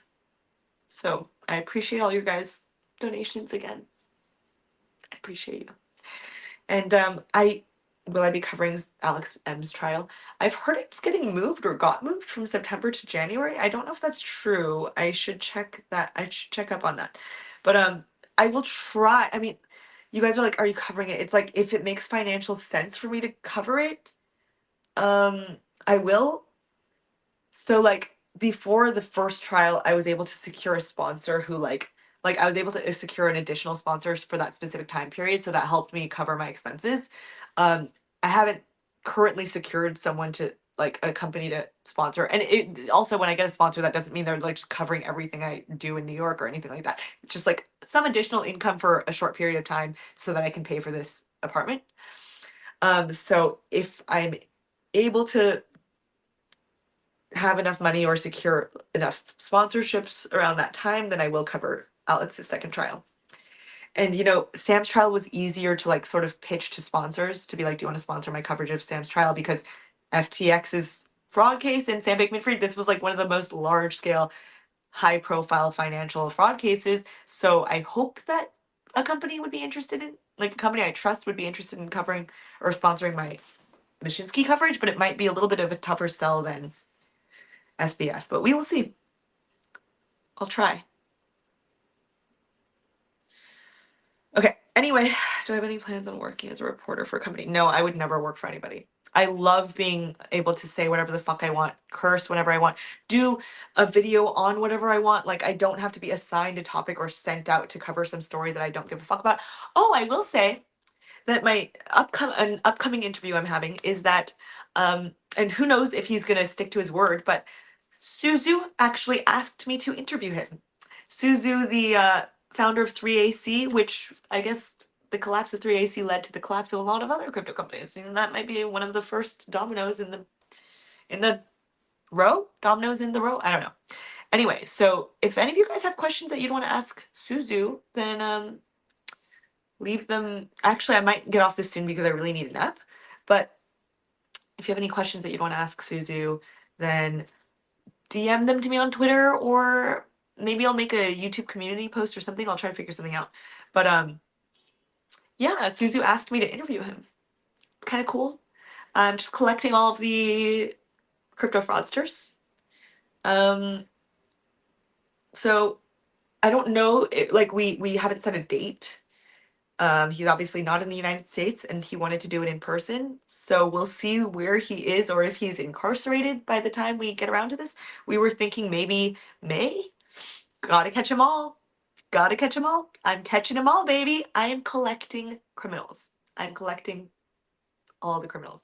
So, apparently he's not currently in prison. I don't know. Last time we spoke, it was probably a few weeks ago that he asked me to, and I was like, hey, I'm really slammed with this SBF stuff, so I'm not free till after that. And he wants to do it in person, so I would have to travel to Asia, another thing that I would need to save money for to actually do. So again, I really appreciate all of your donations, etc. But see, GoFundMe's feel really scammy. I just don't want, I hate like feeling like I'm a beggar.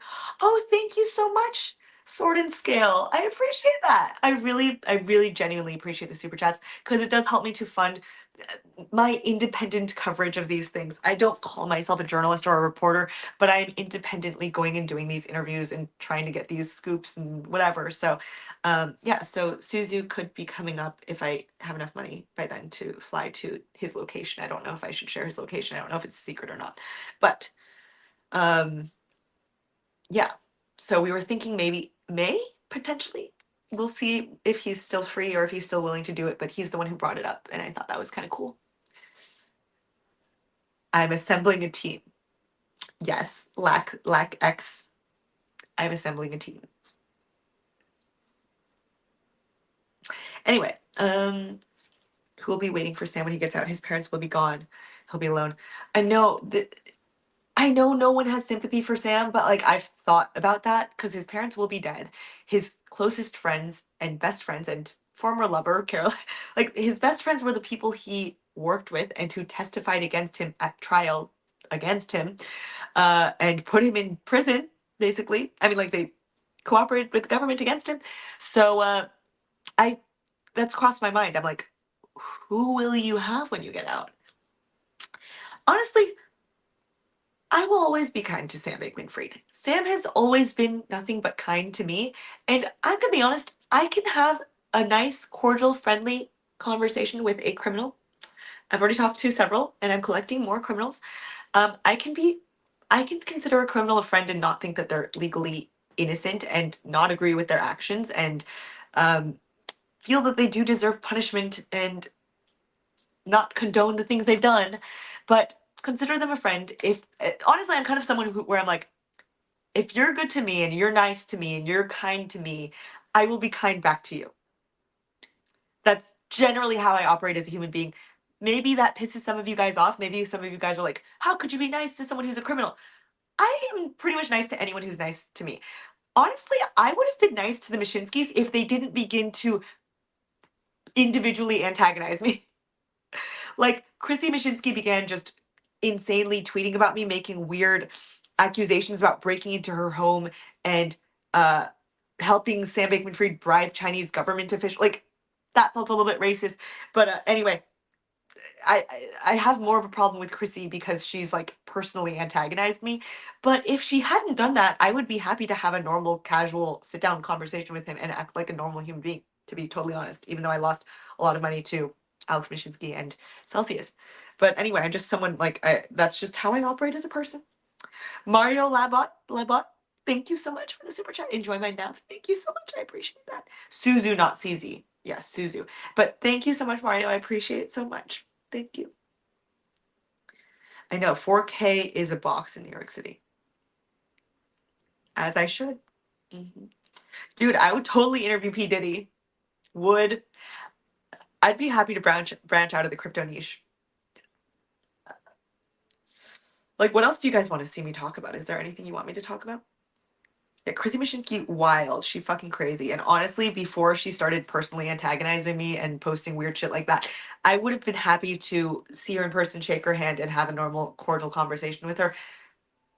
If Suzu's been nice to me so far, I'm happy to have a normal sit down conversation with him as well. And Sam Bankman-Fried was nothing but kind to me, nothing but respectful towards me. So on a personal level, I do consider Sam Bankman-Fried a friend. That doesn't mean I think he's innocent, but he was nothing but kind to me, and I can empathize with anyone who I can have a sit down conversation with. And if you have a big problem with that, then you might just have a problem with the way that I make videos and talk to people, and that's fine. But you don't have to follow me if you have a massive problem with the fact that I am happy to have a normal human conversation with literally anybody. It's even like some of the people I've interviewed who have just gotten out of prison with Sam, like Jean Borello, I talk to on a daily basis. I talk to G-Lock all the time as well, and both of them are former inmates who have obviously committed crimes. Uh, and they actually, I think, committed violent crimes. So I actually ethically find their crimes worse than nonviolent crime personally, but I can still be friends with them. Um, Thank you so much, Charlie Lee. You enjoyed my coverage of the SBF trial. Keep up the good work. Thank you so much. I really appreciate the super chat. It really means a lot to me. Thank you so much. And someone says it's been a real joy to watch me be a journalist who have these niches but never bought Bitcoin. Aw, I appreciate that. Thank you so much for watching. Um, Interview Ross. Yo, I'd love to interview Ross, but I will be honest, I didn't like follow Silk Road that closely. Like I know the contours of the case, but I don't like know the case back and front. So if I were to get like, a wild interview with Ross, I would be like intimidated because I'm like, I'm sure there are other people who have covered this much more closely than I have. Um, Thank you, Dave Digital, for the super chat. Dave Digital says, free Sam Bankman-Fried. And you know what? I'm not going to disagree with your sentiment. You guys can say whatever you want, and I'm kind of like, I can see all this. I see all aspects to this. Like, I'm not going to argue with the sentence that he got. I personally think that, like, I don't love the U.S. criminal justice system, so I think that the things that I hope for white-collar criminals are probably, like, lower prison times than most of the public would want, but... Sipe again? Oh, Sipe says for G-Lock if I see him. I have G-Lock's Cash App, so I can send G-Lock any donation. So thank you so much, Sipe. I appreciate it.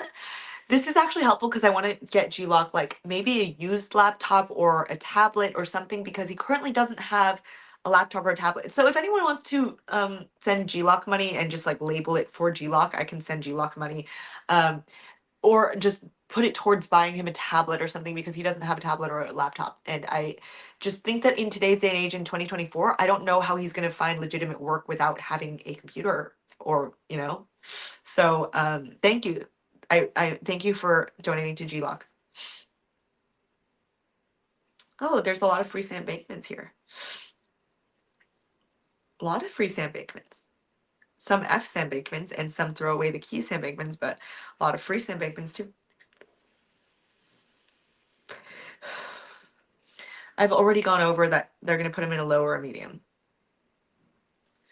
Yeah, 25 years without internet is going to be hell for Sam. Oh God, I don't know how he's going to mentally survive that. That is literally Sam's hell.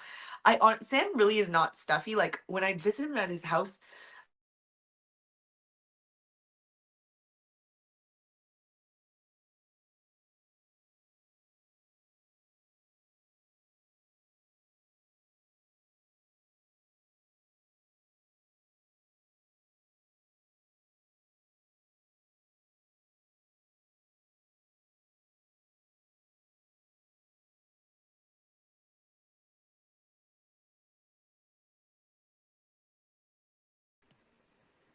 I'm back. Wait, can you hear me?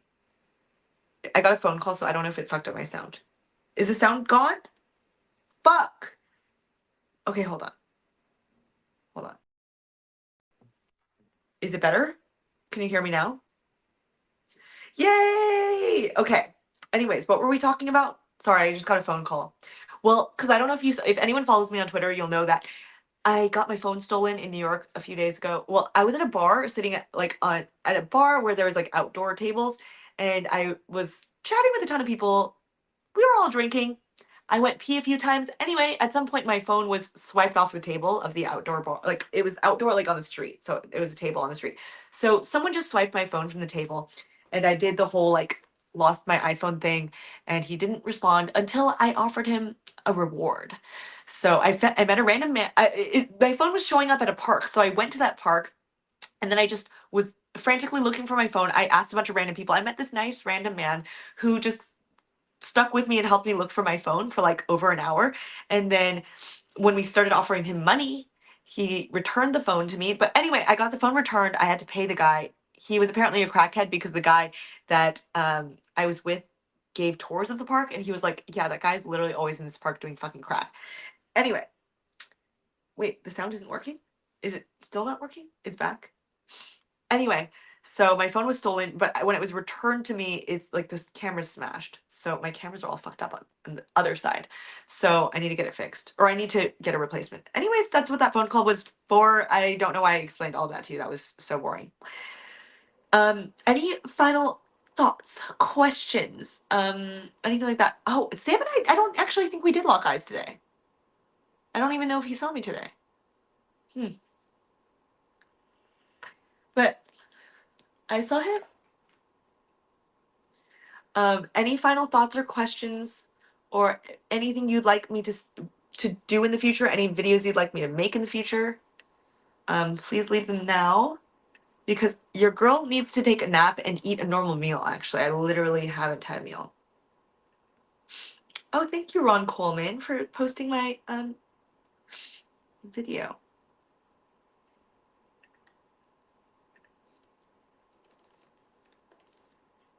Okay, this has been so fun. Oh, I'm an incredible reporter. Thank you. Someone says 25 years is way too long. I personally agree with that sentiment, but I know that enrages some people, and some people just like, I, some people think that saying that a long prison sentence means that you don't understand the harm that was caused. People are like, do you not understand the lives that were ruined? I'm like, I understand it, and I was the victim of one of these crimes. It's just that, like, as a victim, I just logically know that someone going to prison for life doesn't impact my recovery, or like if Sam going to prison for life somehow magically made customers whole, he should go to prison for life. But I'm, as someone who lost the majority of my life savings to Celsius, I cared more about how much money I got back, and to I just wanted to fucking move on with my life, forget about what happened, and like get back as much as possible.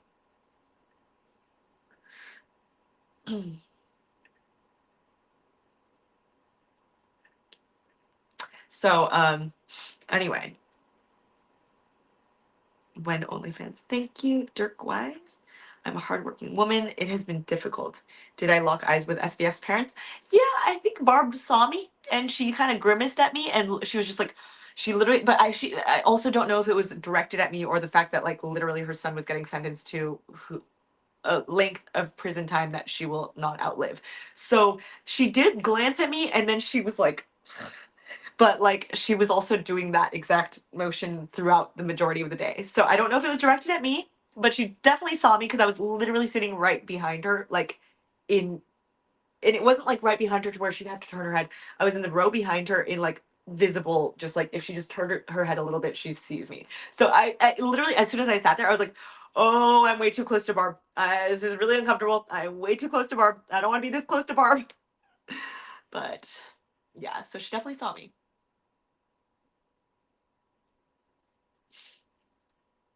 You feel for the elderly who don't have time to recover their funds. I also feel for the elderly that don't have time to recover their funds. It's just that, like, logically to me, I don't think that putting someone else in prison for life helps the situation. And I think like the putting someone in prison for life who has murdered or killed someone literally would protect public's physical safety from future attacks like that. But to me, I'm kind of like Sam Bankman-Fried's crime wasn't a physical attack. I think that he should be forever barred from financial services so that he can never create a financial services business again to ever harm anyone who has lost money again. So to me, I'm sort of like, I guess I'm kind of more like, I want the punishment to fit the crime more. I obviously understand that prison sentence is also just a punishment in general. So I do think he deserved a prison sentence. But like wanting life or something like that just because you feel for the people who were harmed, I'm kind of like, I feel for them as well. So I hope that he is literally never able to touch any financial services business ever again. But to me, I just don't understand how someone sitting in a jail cell to the rest of the days that they're alive and being unable to literally just walk the street and go outside or speak to a friend or those, that as punishment to me, just it doesn't make the situation better, it doesn't help the victims, and it doesn't necessarily prevent the exact thing that happened, which is like, I hope he never touches financial services again and is forever banned from them. I don't know, does that make sense? I know that like this is probably something that I think most people disagree on, but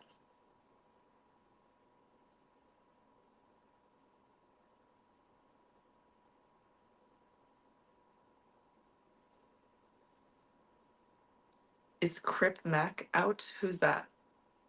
SBF's mom is hot. That's weird. Um, did he cry? No, he didn't cry. Sam doesn't. I don't think he's the most visibly emotional person. Am I single? Yes. I'm a natural at true crime. Thank you. I should do a weekly podcast with SBF. Well, we can't do that.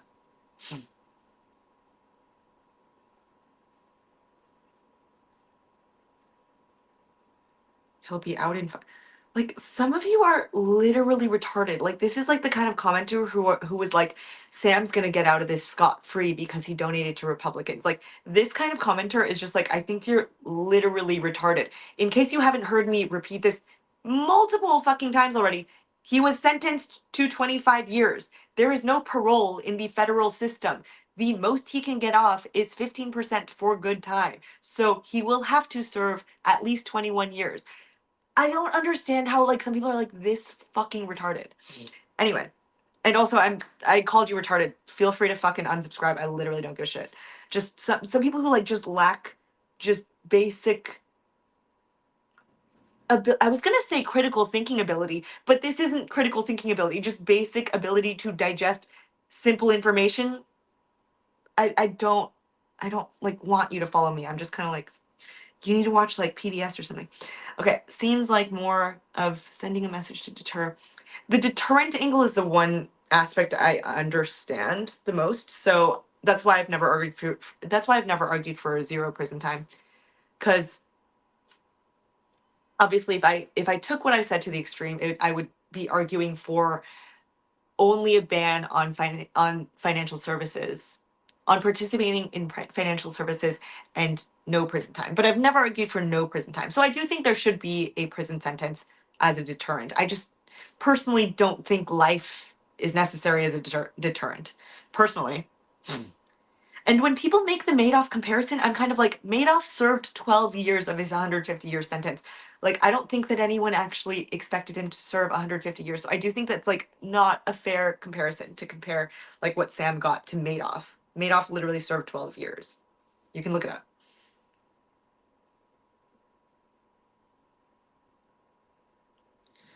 Caroline, I think, is going to go free. I'm just reading comments. Can Sam get out on bail? No, definitely not. Am I going to attend Trump's trial? I haven't. Like, I'm already kind of not caught up on Trump's trial, so I don't know if I would like try to catch up in the middle of it. Or like so late in the game, because I already missed, like, Trump's trial and Sam's trial were running concurrently, and I missed a lot of Trump's stuff, so I feel a little bit behind on that. It's a deterrent for others, not SBF. Yes, I'm aware of what being a deterrent means. That's why I literally just said that I do believe in a prison sentence as a deterrent, like to send a message. But I just don't believe in life sentences for nonviolent crime.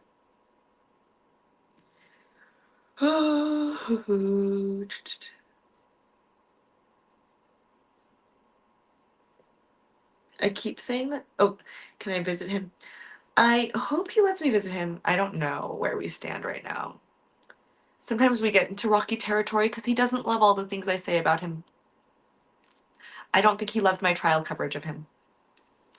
But hopefully we can repair that.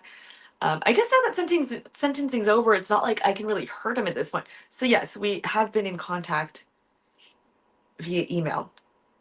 So, you know, we've gone through a couple ups and downs. He's gotten mad at some things I've said about him, and then we've made amends, and I don't know. So who knows if I'm going to be able to visit him. Sam's kind of, I don't know. I don't know if he sees me as an actual friend or if he just wanted me to, was hoping that I would give him positive press coverage. I don't know. I see. I don't want to make a big deal of the email thing, but like, yeah, prisoners in general at MDC do have access to an email system, but like it's limited. It's not. It's no connection to the internet. It's literally like a separate app that I even have to use. It's not like I can email him through Gmail. I had to download a separate app. So it's not like a normal email system. It's not connected to like his is not connected to internet. He can't like browse the web. Um, no, strangers cannot visit him. Um, oh my God, he'll only serve 12.5 years. I don't know how many times I can re-explain this, but no, there's no parole in the federal system.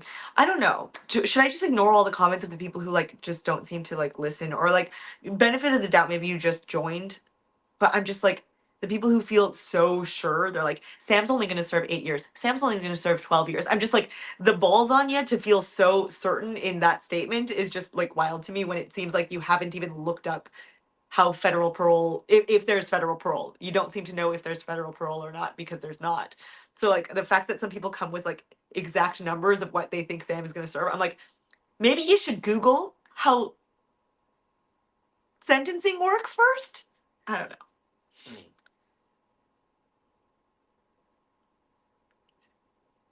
Someone was like, you have an idea exclusive. Just say the idea. What's the idea? Um, when are they gonna go after the parents' money? He was smiling during his sentencing. What are you talking about? I never stated that he was smiling during his sentencing, and I was sitting right there, and he did not smile during his sentencing. So I don't know where you're getting that information. Were you in trial? Were you in the courthouse? I don't think you were. So because he definitely was not smiling. What did he say? Are you talking about Sam? What did Sam say? I'm not going to talk about our conversations, like, because I don't know that he.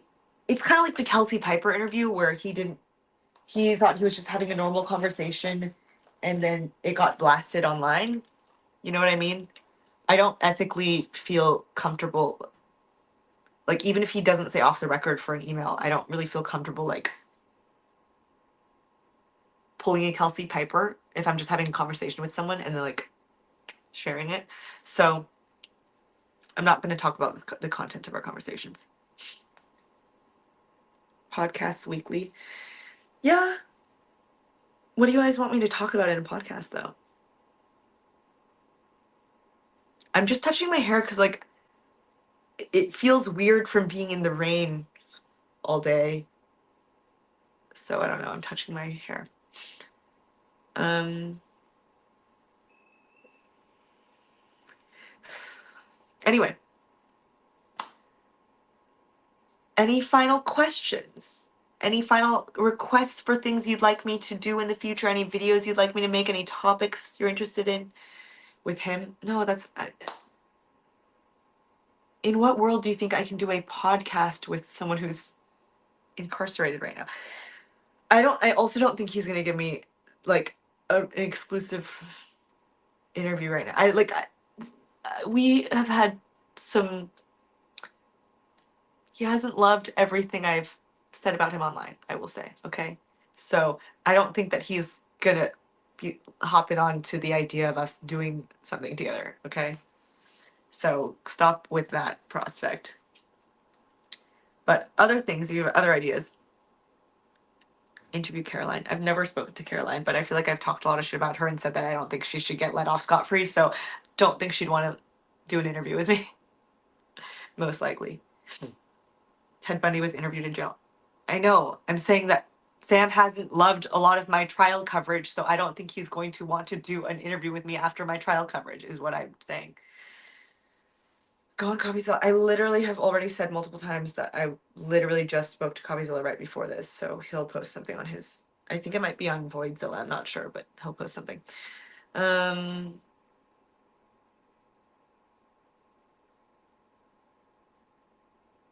my god, this person, Lucas, is like annoying me.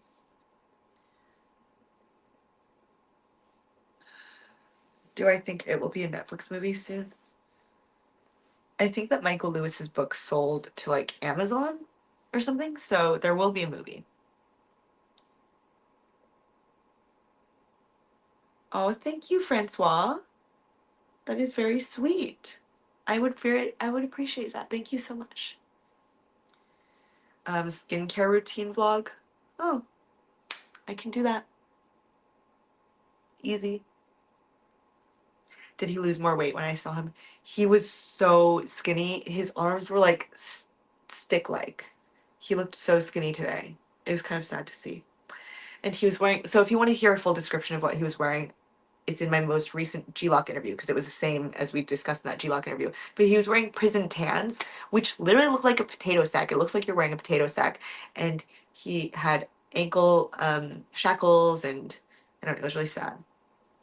Have I seen Bitboy lately? Bitboy was at trial, so yeah, but he didn't make it in time to get into the courtroom, so he was in an overflow room. So I didn't have to sit in the same room as Bitboy, thank God. But yeah.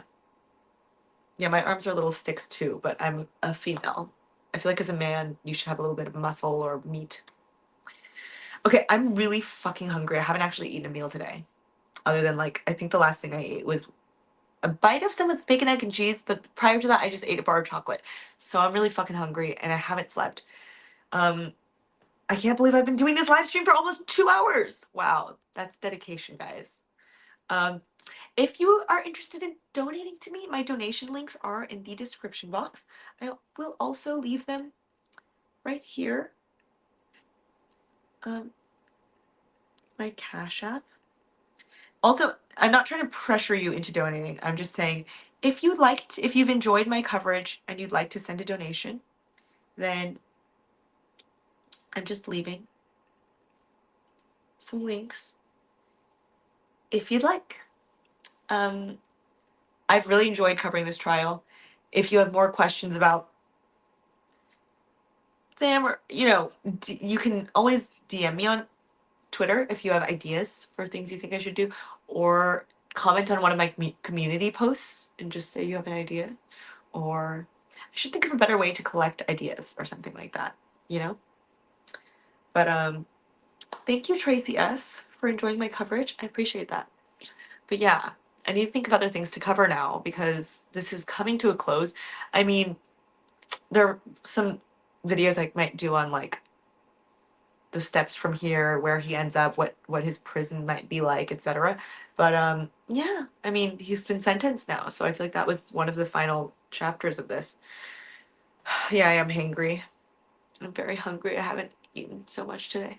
But I love you all so much. if you'd like to donate, my donation links are in the description box, and I left some in the comments.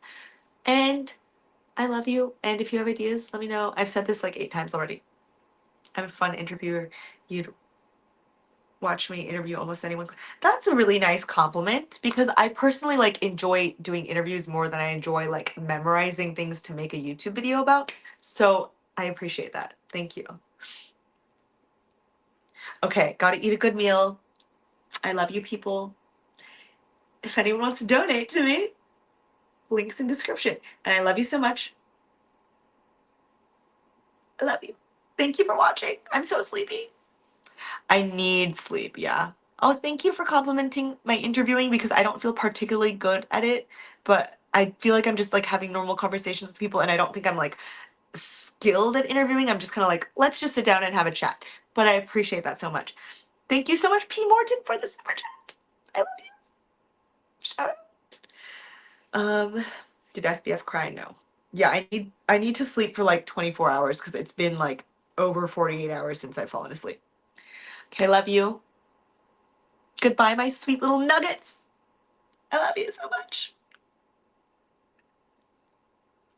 Bye, honeys.